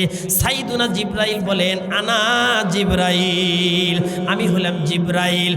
ওই ফেরেশতা তখন ডাক দেয়া বলে, ওগো জিবরাইল, মহান আল্লাহর পক্ষ থেকে শুধুমাত্র আপনার যাতায়াতের জন্য পারমিশন নেওয়া আছে, আপনি চাইলে যাতায়াত করতে পারেন, যাইতেও পারেন, আসতে পারেন, কিন্তু আপনার সাথে যে আরেকজন আছে ওনাকে তো আমি চিনি না, ওনার তো যাতায়াতের কোনো পারমিশন আছে কিনা আমার জানা নাই, মেহেরবানি করে তার ওই যে প্রবেশপত্রটা একটু দেখান। ছাত্ররা যখন পরীক্ষার হলে ঢোকে তখন প্রত্যেক ছাত্রের কি লাগে? প্রবেশপত্র লাগে। ওই কি কার্ড বলে ওটাকে? অ্যাডমিট কার্ড নাকি? হ্যাঁ, অ্যাডমিট কার্ড লাগে, প্রবেশপত্র, বুঝলেন না? তো আল্লাহর রাসূল প্রথম আসমানে যাবেন, প্রত্যেকটা আসমানে প্রহরী আছে, ফেরেশতা আছে, গেটে আছে। আপনি মনে করছেন যে আসমান মনে হয় যে চতুর্দিক থেকে ফাঁকা, না, গেট করা আছে, বুঝলেন না? ওই গেটে আবার ফেরেশতাও আছে। তো ওই ফেরেশতা বলতেছে, জিবরাইলের জন্য তো অনুমতি আছে, হ্যাঁ, কিন্তু এই আপনার সাথে যে লোক আছে ওনাকে তো আমি চিনি না, ওনার কোনো পারমিশন আছে কিনা? হযরত জিবরাইল আলাইহিস সালাতু ওয়াস সালাম বলেন, খালি পারমিশন না, আজকে হলো উনি এই সফরের প্রধান অতিথি, আল্লাহ তাআলা নিজে তাকে মেহমান হিসেবে দাওয়াত দিছে তার কাছে যাওয়ার জন্য, এই জন্য তাড়াতাড়ি দরজা খোলো, দেরি করো না। সঙ্গে সঙ্গে দরজা খুলে গেছে। বিজ্ঞানীরা এই যে উপরে যে আসমান আছে, এই আসমানকে তারা এখনো পর্যন্ত স্বীকার করে নাই। তারা বলে আসমান টাসমান বলতে কিছু নাই, আসমান বলতে কিছু নাই। তারা কিন্তু বিজ্ঞানীরা এখনো পর্যন্ত আসমান পর্যন্ত পৌঁছতে পারে না। কারণ বিজ্ঞানীরা হলো যেই জিনিসটা দেখে না ওইটাকে তারা বিশ্বাস করে না। ওরা যখন যেটা দেখে তখনটা বিশ্বাস করে। আসমান পর্যন্ত ওরা যাইতে পারে নাই, এই জন্য ওরা মানে না। তাহলে উপরে ওইটা কি? উপরে ওইটা জমিনের প্রতিচ্ছবি দেখা যায়। কি দেখা যায়? জমিনের প্রতিচ্ছবি দেখা যায়। কথা হলো আল্লাহর পয়গম্বর সরকারে দো আলম মুহাম্মদুর রাসূলুল্লাহ সাল্লাল্লাহু আলাইহি ওয়াসাল্লাম, উনি সর্বশ্রেষ্ঠ পয়গম্বর। ওনার যাওয়ার জন্য যদি আবার অনুমতি চায় ফেরেশতা, অ্যাডমিট কার্ড, প্রবেশপত্র চায়, ওনারও যদি আবার পারমিশন লাগে, পারমিশন ছাড়া উনি যাইতে পারেন না। তাহলে কোন বিজ্ঞানীকে আবার আল্লাহ তাআলা পারমিশন দিছে যে সে আসমান পর্যন্ত পৌঁছতে পারে? থেকে আসমান পর্যন্ত এটা হলো 500 বছরের রাস্তা। কত বছরের রাস্তা? 500 বছরের রাস্তা। আমার আপনার পয়গম্বর নবী সরকারে দো আলম মুহাম্মদুর রাসূলুল্লাহ সাল্লাল্লাহু আলাইহি ওয়াসাল্লামকে নিয়া জিবরাইল আলাইহিস সালাতু ওয়াস সালাম প্রথম আসমান পার হয়ে গেলেন। প্রথম আসমানে দেখা হলো একজন পয়গম্বরের সাথে। তিনি হলেন আমাদের আদি পিতা হযরতে আদম আলাইহিস সালাতু ওয়াস সালাম। বলেন সুবহানাল্লাহ। তারপরে দ্বিতীয় আসমানে গেলেন। দ্বিতীয় আসমানে যাওয়ার পরে একজন পয়গম্বরের সাথে দেখা হয়। তিনি হলেন হযরতে ঈসা রূহুল্লাহ আলাইহিস সালাতু ওয়াস সালাম। তারপরে আল্লাহর পয়গম্বর তৃতীয় আসমানে চলে গেলেন। তৃতীয় আসমানে যাওয়ার পরে আরেকজন পয়গম্বরের সাথে দেখা, আরেকজন পয়গম্বর, তিনি হলেন হযরতে ইউসুফ আলাইহিস সালাতু ওয়াস সালাম। তারপরে পয়গম্বর চতুর্থ আসমানে চলে গেলেন। চতুর্থ আসমানে যাওয়ার পরে আরেকজন পয়গম্বরের সাথে দেখা, তিনি হলেন হযরতে ইদ্রিস আলাইহিস সালাতু ওয়াস সালাম। চতুর্থ আসমান থেকে পয়গম্বর পঞ্চম আসমানে চলে গেলেন। পঞ্চম আসমানে আরেকজন পয়গম্বরের সাথে দেখা, তিনি হলেন হযরতে হারুন আলাইহিস সালাতু ওয়াস সালাম। পঞ্চম আসমান থেকে পয়গম্বর ষষ্ঠ আসমানে চলে গেলেন। ষষ্ঠ আসমানে আরেকজন পয়গম্বরের সাথে দেখা, তিনি হলেন হযরতে মূসা কালিমুল্লাহ আলাইহিস সালাতু ওয়াস সালাম। ষষ্ঠ আসমান থেকে আমার আপনার পয়গম্বর সরকারে দো আলম নবী মুহাম্মদুর রাসূলুল্লাহ সাল্লাল্লাহু আলাইহি ওয়াসাল্লাম সপ্তম আসমানে চলে গেলেন। সপ্তম আসমানে যেই পয়গম্বরের সাথে দেখা হয়েছে তিনি হলেন জাতির পিতা হযরতে ইব্রাহিম আলাইহিস সালাতু ওয়াস সালাম। উনি বাইতুল মামুর আপনার দুনিয়াতে খানায় কাবা যেই জায়গার মধ্যে অবস্থিত আছে, কিতাবের মধ্যে আসছে ওই সোজা আসমানের উপরে, সপ্তম আসমানের উপরে মহান আল্লাহ একটা ঘর বানায় রাখছে। ওই ঘরটার নাম হলো বাইতুল মামুর। জোরে বলেন কি নাম? বাইতুল মামুর। সবাই বলেন কি নাম? বাইতুল মামুর। কি নাম? নারায়ে তাকবীর, নারায়ে তাকবীর। কারা কারা ঘুমাইছেন দুই হাত তুলে দেখান। ঘুমাইছেন কারা কারা? হাত তোলেন। হ্যাঁ, আপনাদের খারাপ লাগতেছে নাকি? হ্যাঁ, মনে প্রধান বক্তব্য নিয়ে এসে দেরি আছে। কি কয় রে বাপ রে বাপ। আচ্ছা, আপনাদের খারাপ লাগতেছে না? আমার আপনার পয়গম্বর সপ্তম আসমানে যেই পয়গম্বরের সাথে দেখা, তিনি হলেন হযরতে ইব্রাহিম খলিলুল্লাহ আলাইহিস সালাতু ওয়াস সালাম। হযরত ইব্রাহিম ওখানে বাইতুল মামুরের দেয়ালের সাথে হেলান দিয়ে বসে আছেন। মুসলমান ভাই, ওই বাইতুল মামুর সম্পর্কে বর্ণিত আছে প্রত্যেক দিন ৭০,০০০ ফেরেশতা বাইতুল মামুর তওয়াফ করেন, ইবাদত করেন। কিতাবের মধ্যে আসছে একবার যেই ফেরেশতা তওয়াফ করেন কিয়ামত পর্যন্ত তওয়াফ করার জন্য ওই ফেরেশতার সিরিয়াল পায় না। আল্লাহু আকবার বলেন। মুসলমান ভাইরা আমার, ওই বাইতুল মামুর ওখান থেকে পয়গম্বর সিদরাতুল মুনতাহায় চলে গেলেন। সিদরাতুল মুনতাহায় যখন গেলেন, হযরত জিবরাইল আলাইহিস সালাতু ওয়াস সালামকে আল্লাহর পয়গম্বর ওই জায়গার মধ্যে তার আসল আকৃতিতে দেখেছেন। বলেন সুবহানাল্লাহ। জিবরাইলের আসল আকৃতি কত বড় বলবো? হ্যাঁ, আজকে বলে দেবো। আচ্ছা, আল্লাহ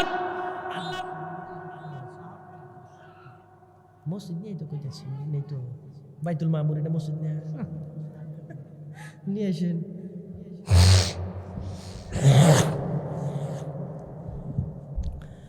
কি বলতেছিলাম? হ্যাঁ, জিবরাইল কত বড়, কেমন দেখা যায়?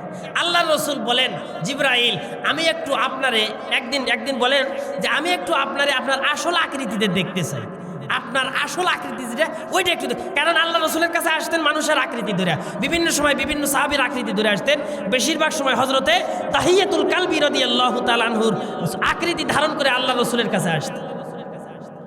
হযরত জিবরাইল বলেন, ওগো পয়গম্বর, আপনি যদি আমাকে আমার আসল আকৃতিতে দেখতে চান তাহলে একটু পূর্ব আকাশের দিকে তাকান। আল্লাহর পয়গম্বর পূর্ব আকাশের দিকে তাকাইলেন। আল্লাহর পয়গম্বর বলেন, আমি যখন পূর্ব আকাশের দিকে তাকাইলাম শুধু কুয়াশা আর কুয়াশা, মনে হয় শীতকাল, আর কিছু দেখা যায় না, সব কিছু ঢেকে গেছে। দুনিয়ার পূর্ব প্রান্ত থেকে নিয়ে পশ্চিম প্রান্ত পর্যন্ত ঢেকে গেছে, দুনিয়ার দক্ষিণ মেরু থেকে নিয়ে উত্তর মেরু পুরাটাই কুয়াশা দিয়ে ঢেকে গেছে। কিছুক্ষণ পরে জিবরাইল আলাইহিস সালাতু ওয়াস সালাম আবার মানুষের আকৃতি ধারণ করে পয়গম্বরকে ডাক দেয়, বলে পয়গম্বর, আপনাকে যে পূর্ব আকাশের দিকে তাকাইতে বলছিলাম, তাকানোর পরে আপনি কি কি দেখেছেন একটু বলেন। আমার আপনার পয়গম্বর ডাক দেয় বলে, জিবরাইল রে, আমি যখন পূর্ব আকাশের দিকে তাকাইলাম আমি তখন দেখলাম খালি কুয়াশা আর কুয়াশা, ধোঁয়া আর ধোঁয়া, এই কুয়াশা ছাড়া আমি আর কিছু দেখতে পারি নাই। আমি পূর্ব আকাশের দিকে তাকানোর পরে দেখলাম পুরা পৃথিবীটা কুয়াশা দিয়ে ঢেকে গেছে। পৃথিবীর পূর্ব দিগন্ত থেকে নিয়ে পশ্চিম দিগন্ত পর্যন্ত, পৃথিবীর উত্তর মেরু থেকে নিয়ে দক্ষিণ মেরু পর্যন্ত পুরাটা শুধু কুয়াশা আর কুয়াশা, এই কুয়াশা ছাড়া আমি আর কিছু দেখতে পাই না। হযরত জিবরাইল ডাকতে বলেন, পয়গম্বর, মহান আল্লাহ আমারে একটা দুইটা নয় 600 পাখা দান করছে। জোরে বলেন কতগুলা? 600 পাখা দান করছে। মুসলমান ভাইরা রে, মহান আল্লাহ হযরত জিবরাইল আলাইহিস সালাতু ওয়াস সালামকে 600 পাখা দান করছে। এই 600 পাখার মধ্যে থেকে জিবরাইল বলেন, আপনি যখন আমারে আমার আসল আকৃতিতে দেখতে চাইছেন, আমি আমার একটা ডানা কেবল বিছাইয়া দিছি।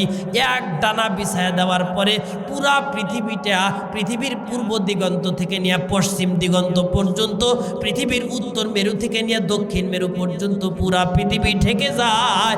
বাকি 599 ডানা বিছানোর কোনো জায়গা পাই না। এক ডানা বিছানোর পরে পুরা পৃথিবী ঢেকে গেছে। এই ধরনের 600 পাখা আল্লাহ তাআলা হযরত জিবরাইল আলাইহিস সালাতু ওয়াস সালামকে দান করছে। তাহলে মনে হয় আমাগরে চেয়ারম্যানের চাইতে একটু ছোট হইব। জিবরাইল আলাইহিস সালাতু ওয়াস সালাম এত বিশাল সিদরাতুল মুনতাহায় যখন পয়গম্বর যান, আমার আপনার পয়গম্বর ওই জায়গার মধ্যে জিবরাইল আলাইহিস সালাতু ওয়াস সালামকে তার আসল আকৃতিতে দেখতে পান। পয়গম্বর ওখান থেকে সিদরাতুল মুনতাহাকে পাড়ি দিয়া ওখান থেকে আল্লাহর পয়গম্বর আপনার আরশে আজিমে চলে যান। আরশে আজিমে যাওয়ার পরে মহান আল্লাহর সাথে মহান আল্লাহর 70,000 নূরের পর্দাকে ভেদ করে একদম আল্লাহ তাআলার কাছাকাছি চলে যায়। বলেন সুবহানাল্লাহ। আল্লাহর কাছে যাওয়ার পরে মহান আল্লাহ ডাকতে বলেন, পয়গম্বর, আপনি যে আমার কাছে আসলেন, আপনারে দাওয়াত দিয়ে নিয়ে আসলাম। দাওয়াত দেওয়ার পরে মানুষ তো মানুষের বাড়ি হাদিয়া নিয়ে যায়, মিষ্টি নিয়ে যায়, জিলাপি নিয়ে যায়, কথা বলেন ঠিক কিনা? আপনি আমার কাছে কি হাদিয়া নিয়ে আসছেন? আল্লাহর পয়গম্বর পকেট টকেট হাতায়া বলে, কিছু তো আনি নাই, তবে 3টা হাদিয়া আমি আনছি। বলেন সুবহানাল্লাহ। আল্লাহর পয়গম্বর বলেন, আমার সাথে পড়েন, আত্তাহিয়াতু লিল্লাহি ওয়াসসালাওয়াতু ওয়াত-তাইয়্যিবাত। এই সূরার নাম কি বলেন? সূরার নাম কি? এটা সূরা না দোয়া? জোরে বলেন। এক চাচা কইছে, চাচা আপনি কি ওলা দল্লিন গ্রুপের লোক নাকি ওলা জল্লিন গ্রুপের লোক? কয় দূর বাবু, নামাজি পড়ি না তার দল্লিন আর জল্লিন। নামাজি পড়ি না তার এটা দোয়া না সূরা না পায়জামা না পাঞ্জাবি কেমনে কমু? কথা বলেন। তাহলে নামাজ পড়ার দরকার আছে না নাই? আল্লাহ রসুল 3টা হাদিয়া নিয়ে গেছে, বুঝলেন নাকি? কয়টা? তিনটা হাদিয়া নিয়ে গেছে। কি আমার আপনার পয়গম্বর ডাক দিয়ে বলেন, ওগো রব্বুল আলামিন, আমি দুনিয়ার থেকে বেশি কিছু আনতে পারি নাই, তিন ধরনের তিনটা হাদিয়া আপনার সামনে পেশ করলাম। এক নাম্বার হলো আত্তাহিয়াতু, আমার যত মৌখিক ইবাদত আছে সমস্ত মৌখিক ইবাদত আমি আপনার জন্য পেশ করলাম, আপনার সামনে হাদিয়া হিসাবে পেশ করলাম। দুই নাম্বার পয়গম্বর বলেন ওয়াসসালাওয়াতু, যত শারীরিক ইবাদত আছে সব ইবাদতগুলা আপনার সামনে হাদিয়া হিসাবে পেশ করলাম। তিন নাম্বার হলো ওয়াত-তাইয়িবাত, যত আর্থিক ইবাদত আছে সব ধরনের আর্থিক ইবাদত আপনার জন্য হাদিয়া আনছি। মুসলমান ভাইরা আমার, তিনটা হাদিয়া পাওয়ার পরে আমার আপনার পয়গম্বরকে মহান আল্লাহর পক্ষ থেকে তিনটা পুরস্কার দেওয়া হয়। বলেন না সুবহানাল্লাহ। কোন তিনটা পুরস্কার দিছে এটা কি এখনই বলে দিব নাকি? কোন লা ইলাহা ইল্লাল্লাহ। বসে থেকে কি করবেন? জিকির করেন।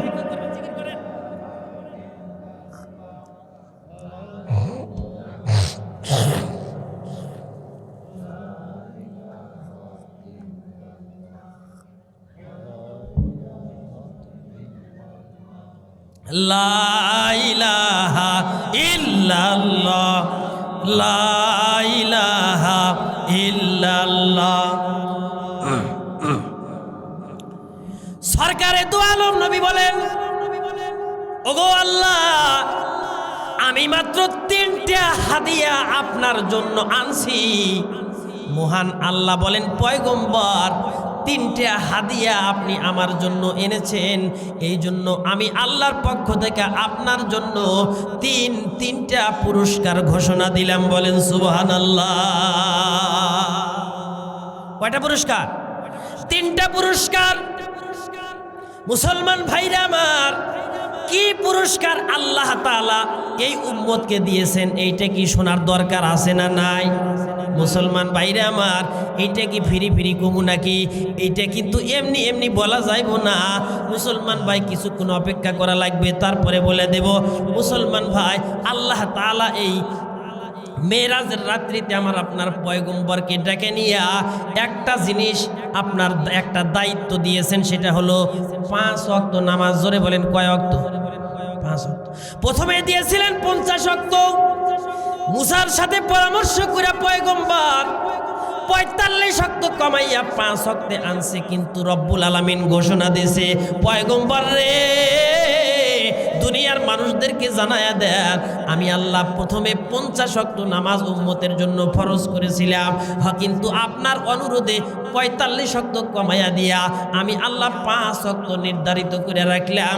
কিন্তু জানায়া দিন আপনার উম্মতদেরকে, তারা যদি দৈনিক 5 ওয়াক্ত নামাজ সঠিকভাবে সঠিক সময়ে সঠিক নিয়মে আদায় করে, আমি আল্লাহ বলে দিলাম ওই উম্মতের আমল নামার মধ্যে, ওই বান্দার আমল নামার মধ্যে আমি আল্লাহ একের বদলি 10, 5 10 50 ওয়াক্ত নামাজের সওয়াব দিব। বলেন সুবহানাল্লাহ। আল্লাহ বলেন, মান জাবিল হাসানাতি ফালাহু আশরু আমসালিহা, আমার বান্দা যদি একটা ভালো কাজ করে, আমি আল্লাহ একটা ভালো কাজের পরিবর্তে 10টা নেকি দিই। বলেন সুবহানাল্লাহ। মুসলমান ভাই, ওই যে শুরুতে বলছিলাম, আল্লাহ এই মানুষদেরকে দিয়ে কাম করায় নেয় কম, কিন্তু দাম দেয় বেশি। তাহলে জোরে বলেন, এই নামাজ পড়ার দরকার আছে না নাই? এই নামাজ কোথায় পড়ে? চাষটলে নাকি মসজিদে? আরো জোরে বলেন, কোথায় পড়ে? মসজিদের মধ্যে নামাজ পড়া লাগে। এই জন্য মহান আল্লাহ দুনিয়া সৃষ্টি করার পরে সর্বপ্রথম কোনো গার্মেন্টস বানান নাই, কোনো কারখানা দেন নাই, বরফের মিল, কাপড়ের ফ্যাক্টরি এইগুলা দেন নাই, টুপি বানানোর ফ্যাক্টরি দেন নাই। মুসলমান ভাইরা আমার, চাষটাল দেন নাই। মুসলমান ভাইরা আমার, জমি জমা আবাদ করার মেশিন দেন নাই। কি দিয়েছেন? মহান আল্লাহ সর্বপ্রথম এই বান্দাদের নামাজ আদায় করার জন্য সর্বপ্রথম দুনিয়াতে একটা ঘর নির্মাণ করেছেন। বলেন না সুবহানাল্লাহ। ওই ঘরের নাম হলো মসজিদ। মহান আল্লাহ বলেন, ইন্না আউওয়ালা বাইতি উযিয়া লিন্নাস, দুনিয়ার মানুষেরা রে, আমি আল্লাহ সর্বপ্রথম তোমাদের ইবাদতের জন্য অন্য কোনো কিছু বানাই নাই, তোমরা যাতে করে শান্তিতে ইবাদত করতে পারো, আমি আল্লাহর এই জন্য একটা ঘর বানায়া দিলাম। লাল্লাজি বিবাক্কাতা মুবারাকান ওয়া হুদাল লিল আলামিন। এই ঘরটা হলো বাক্কা শহরে। জোরে বলেন, কোন শহরে? বাক্কা। মক্কার আগের নাম কি ছিল? বাক্কা। এই ঘরের দুইটা গুণ, একটা হলো মুবারাকান, এইটারে বরকত বানায় দিছি। কেমন বরকত মুসলমান ভাই? মক্কাতুল মুকাররমার এই হারাম শরীফের মধ্যে, বাইতুল্লাহর মধ্যে, খানায় কাবার মধ্যে, এই হারামের এরিয়ার ভিতরে কোনো মানুষ যদি এক রাকাত নামাজ পড়ে, মহান আল্লাহ বলেন আমি তার আমলনামার ভিতরে 1,00,000 রাকাত নামাজের সওয়াব দিয়া ধন্য করব। বলেন সুবহানাল্লাহ। এইটা হলো মুবারাকান, বরকত দিয়া দিছি। ওয়া হুদাল্লিল আলামিন। আর এই মসজিদটা হলো বিশ্ববাসীর জন্য হেদায়েতের মার্কাজ হিসাবে ঘোষণা দিয়ে দিলাম। মুসলমান ভাই, যারাই কাবামুখী হবে, যারা কিবলামুখী হয়া মুতাওয়াজ্জিহান ইলা জিহাদিল কাবাতিশ শরীফাতি, আল্লাহু আকবার বলে কিবলার দিকে দাঁড়ায়া যাবে, আল্লাহ বলেন হুদাল্লিল আলামিন, তারাই হলো আমার হেদায়েত প্রাপ্ত বান্দা। বলেন সুবহানাল্লাহ। তাহলে সর্বপ্রথম আল্লাহ গার্মেন্ট বানাইছে নাকি মসজিদ বানাইছে? মসজিদ বানাইছে। আমরা যে আজকে তাফসির মাহফিলে আসছি, এইটা কি গার্মেন্টসের উদ্যোগে তাফসির মাহফিল নাকি মসজিদের উদ্যোগে? জোরে বলেন। মসজিদের উদ্যোগে তাফসির মাহফিল। খালি তাফসির মাহফিল করলেই হবে না, মসজিদের মধ্যে যায় নামাজ পড়ার দরকার আছে না নাই? আপনি নামাজ পড়েন। এ মুসলমান, ধনী গরিব যারা আছে সকল শ্রেণীর জন্য মহান আল্লাহ 5 ওয়াক্ত নামাজকে ফরজ করে দিয়েছে। আপনি বলবেন আমি গরিব, আল্লাহ বলেন ওয়ামুর আহলাকা বিসসালাতি ওয়াসতাবির আলাইহা লা নাসআলুকা রিজকান নাহনু নারযুকুক। বান্দারে, তুমি নিজেও নামাজ পড়ো, তোমার পরিবারকেও নামাজের আদেশ দাও, আর তুমি রিজিকের টেনশন করো না। লা নাসআলুকা রিজকা। বান্দারে, সূরা তাহার মধ্যে আল্লাহ তাআলা বলেন আমি তোমার থেকে রিজিক চাই না, বরং নাহনু নারযুকুক, আমি আল্লাহ তোমারে রিজিক দিব। তুমি নামাজ পড়বা, আমি আল্লাহ তোমারে রিজিক দিব। মুসলমান ভাইরা আমার, রিজিকের দায়িত্ব জোরে বলেন কার? হযরত হাসান বসরি নাম শুনছেন? হ্যাঁ, কোন গ্রামে থাকে? শামকাতি, উত্তরপাড়া। হাসান বসরি বিশ্ববিখ্যাত একজন ওলি। হযরত আলী রাদিয়াল্লাহু তাআলা আনহুর আপনার খলিফা ছিলেন। বুঝতে পারছেন মুসলমান ভাইরা আমার? উনি অসংখ্য সাহাবীদেরকে দেখেছেন আল্লাহর রসুলের স্ত্রীর দুধ পান করছেন। বলেন সুবহানাল্লাহ। ওনার যখন জন্ম হয়, হযরত হাসান বসরির জন্মের পরে ওনার মা কোলে করে নিয়ে হযরত ওমরের কাছে গেছে। ওই সময় হযরত ওমরের খেলাফতের সময় হযরত ওমরের কাছে গিয়া বলেন ওগো আল্লাহর নবীর সাহাবী খলিফাতুল মুসলিমিন, আল্লাহ তাআলা আমার একটা সন্তান দিছে, আপনি একটু সন্তানকে তাহনিক করান এবং এর একটা নাম রেখে দেন। সন্তান জন্মের পরে একটা গুরুত্বপূর্ণ সুন্নত হলো ওই সন্তানকে বড় কোনো আলেম, বুঝলেন নাকি, আলেমের মুখে কোনো মিষ্টি, খেজুর বা অন্য কোনো মিষ্টি জাতীয় কোনো কিছু দিয়া ওই লালাযুক্ত মিষ্টি দ্রব্যটা সন্তানের মুখের মধ্যে তালুতে লাগায় দেওয়া, এটা সুন্নত। সুবহানাল্লাহ। এইটাকে আরবিতে বলা হয় তাহনিক। কি বলে? তাহনিক। এটা বরকত। হযরত হাসান বসরির জন্মের পরে ওনার মা কোলে করে নিয়ে আমিরুল মুমিনিনের কাছে গেছে। যাওয়ার পরে বলছেন যে এনাকে তাহনিক করান। হযরত ওমর নিজের মুখের লালা মিষ্টি দ্রব্য চিবাইয়া হযরত হাসান বসরির মুখের মধ্যে লাগায় দিয়েছে। সুবহানাল্লাহ বলেন। এরপরে বলছেন ওনার একটা নাম রাখেন। হযরত ওমর ইবনুল খাত্তাব বলেন সাম্মুল হাসান ফাইনাল হাসান আল ওয়াজহি, ওনার নাম হাসান রাখো, কারণ তার চেহারাও সুন্দর। আর হাসান মানে হলো সুন্দর। হাসান মানে কি? সুন্দর। উনি সুন্দর ছিলেন, এই জন্য ওনার নামও রাখছে সুন্দর, অর্থাৎ হাসান। হাসান বসরি রহমতুল্লাহি আলাইহি ওনার একজন খলিফা ছিলেন। ওনার একটা ছোট্ট মুদির দোকান ছিল। হযরত হাসান বসরির কাছে মুরিদ হওয়ার পরে দোকানদার বলে, হাসান বসরি রে, আমারে কিছু গুরুত্বপূর্ণ নসিহত করেন। হাসান বসরি ডাকতে বলে, মুরিদ রে, আমার পক্ষ থেকে গুরুত্বপূর্ণ নসিহত হলো এই, দুনিয়ার যত কাজই তোমার সামনে আসুক না কেন, সবার আগে তুমি নামাজ আদায় করবা। ওই মুরিদের দোকান আরেকজন ইহুদির দোকানের পাশে ছিল। যেমন মথুরাপুর বাজারেও হিন্দু আর মুসলমান ঘরের দোকানে একসাথে মিষ্টির দোকান, কথা বলেন ঠিক কিনা? মুসলমান ভাইরা আমার, ওই মুরিদের দোকান এবং এক ইহুদির দোকান এক জায়গায় আছে, পাশাপাশি দোকান। হঠাৎ করে একদিন কিন্তু ওনার দোকানে আবার বেচা কিনি কম হয়। ইহুদি মনে মনে খুশি, কয় হ্যাঁ মুসলমান হয়ে দেখো কি মরো, হ্যাঁ তোমার দোকানে লোক যায় না, আমার দোকানে লোক বেশি। একদিন দেখা গেল কোথাও থেকে যেন আজান হয়ে গেছে, নামাজের আজান হয়ে গেছে, কোথাও থেকে যেন কয়েকজন কাস্টমার একসাথে এসে এই মুসলমান মুরিদের দোকানে ভিড় করছে, কয় তাড়াতাড়ি এইটা 1 কেজি দেন, এইটা 5 কেজি দেন, এইটা 10 কেজি দেন। কিন্তু ওনার তবিয়ত হলো, ওনার নিয়ম হলো এই মসজিদের মুয়াজ্জিন মসজিদের মিনার থেকে যখন আল্লাহু আকবার আল্লাহু আকবারের আওয়াজ কানে আসে, তারপরে সে মনে করে আমার জন্য আর দোকানদারি করা জায়েজ হবে না। মুসলমান ভাই আমার ঘটনা আরেকটা মনে পড়ে গেছে, কম নাকি? আব্দুল্লাহ ইবনুল মুবারক রাহমাতুল্লাহ আলাইহি বিশিষ্ট একজন মুহাদ্দিস ছিলেন। 4 লক্ষ হাদিস ওনার মুখস্থ ছিল, বলেন না সুবহানাল্লাহ। আমার ঘরে তো 4টা হাদিসও মুখস্থ নাই, অথচ আল্লাহর ওলি হযরত আব্দুল্লাহ ইবনুল মুবারকের 4 লক্ষ হাদিস সনদ সহ মুখস্থ ছিল, বলেন না আলহামদুলিল্লাহ।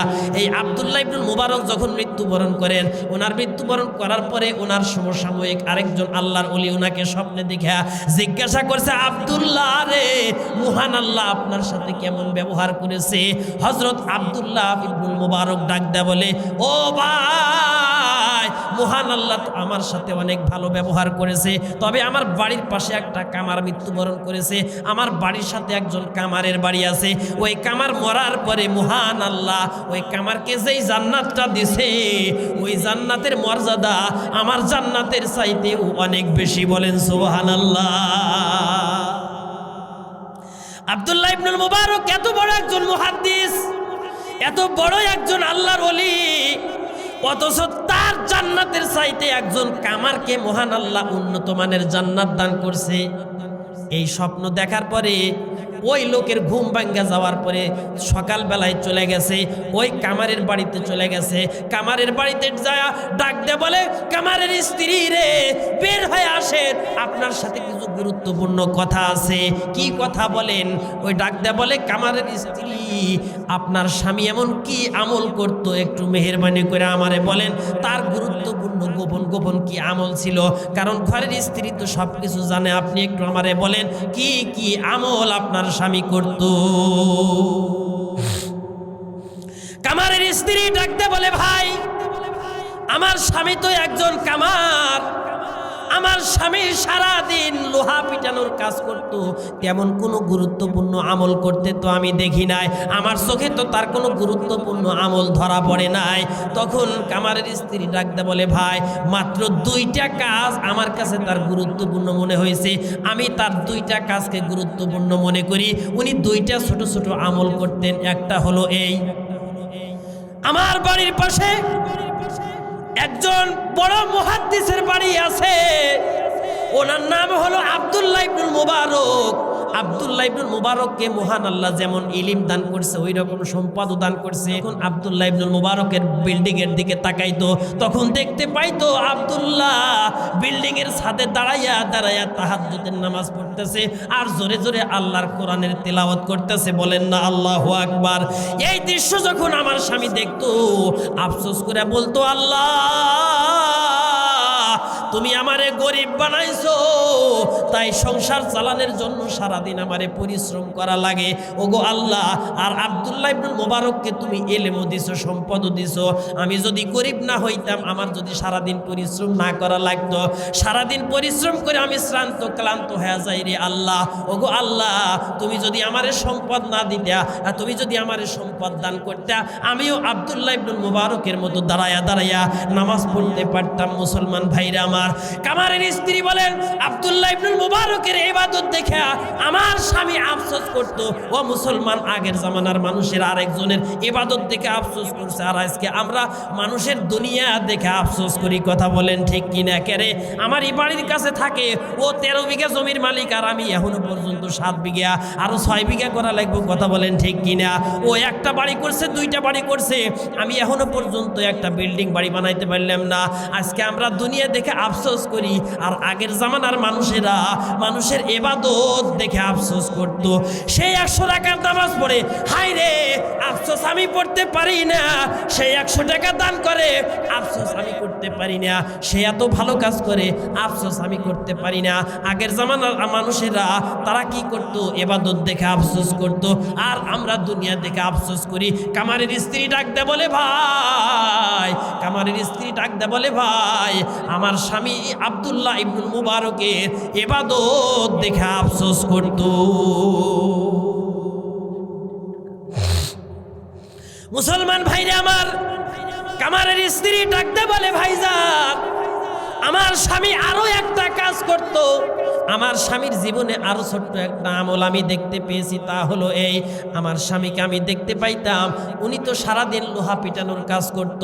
কাজ করতে করতে করতে করতে যদি এমন পর্যায়ে এসে যায় যে উনি লোহাতে পিটানি দেওয়ার জন্য হাতুড়ি উপরের দিকে উঠাইছে, আর এমন মুহূর্তে যদি মুয়াজ্জিন মসজিদের মিনার থেকে আল্লাহু আকবার আল্লাহু আকবার বলে আজান দেয়, আল্লাহু আকবারের আওয়াজ যখন আমার স্বামীর কানের মধ্যে পড়ে রে, ওই যে হাতুড়ি পিটানো, লোহাতে পিটন দেওয়ার জন্য হাতুড়ি উপরে উঠাইছে, আল্লাহু আকবারের আওয়াজ শোনার পরে আমার স্বামী হাতুড়িকে আর সামনের দিকে আয়না লোহার উপর পিটানি দেয় না, পিছনের দিকে হাতুড়ি ফেলে দিয়া আল্লাহর ধর মসজিদে হাজিরা দেওয়ার জন্য তিনি দৌড় দিত। বলেন সুবহানাল্লাহ। ওই লোকটা তখন ডাকতে বলে, এই কামারের স্ত্রী, শুনে রাখো, তোমার স্বামীকে যে মহান আল্লাহ তোমাদের প্রতিবেশী আব্দুল্লাহ ইবনুল মুবারকের জান্নাতের চাইতে উন্নত মানের জান্নাত দিয়ে ধন্য করছে, অন্য কোনো কারণ না। আমার মনে হয় এই দুইটা আমলের কারণে তোমার স্বামীকে আল্লাহ এত বড় উন্নত মানের জান্নাত দিয়ে ধন্য করছে। আল্লাহু আকবার। হাসান বসরির মুরিদ, ইহুদির দোকানের পাশে দোকান। হঠাৎ করে মুসলমান ভাইরা আমার, কিছু লোক আসছে, কাস্টমার আসছে, আমার এই জিনিস এত কেজি দাও, এটা এত কেজি দাও। মুসলমান ভাইরা রে, কিন্তু তখন মসজিদের মিনার থেকে আল্লাহু আকবার আল্লাহু আকবার আজানের আওয়াজ চলে আসছে। এই লোকটা বলে, না ভাই না, এখন আমার জন্য বিক্রি করা আর জায়েজ হবে না। আমি মহান আল্লাহর দরবারে হাজিরা দেওয়ার জন্য মসজিদে চলে গেলাম, আপনি পাশের দোকান থেকে আপনি নিতে পারেন। মুসলমান ভাইরা আমার পাশের দোকানে চলে গেছে, আল্লাহর বান্দা মসজিদে চলে গেছে। এ মুসলমান ভাই, এদিক থেকে ইহুদি মনে মনে খুশি হয়ে গেছে, হাই রে কত বড় বোকা মুসলমান, জিনিসপত্র বিক্রি না করে মসজিদের দিকে দৌড় মারছে। আজকেও যারা নামাজ কালাম পড়ে ওয়াগরে কয় বোকা, হুজুরদের মানুষ বোকা মনে করে, তাই না ভাই? এরা মুন্সি মানুষ, এরা মৌলবী মানুষ, এখন মাথার মধ্যে কোনো বুদ্ধি নেই, এরা তো দুনিয়াদারি কিছু বোঝে না। এরা হেলিকপ্টার বানাইতে পারে না, তার কম্পিউটার বানাইতে পারে না, মোবাইল বানাইতে পারে না, বুঝলেন না? এখন মাথার মধ্যে কোনো বুদ্ধি নেই। যারা নামাজ পড়ে এরা বলে বোকা শোকালো। কথা বলেন ঠিক না বা ঠিক?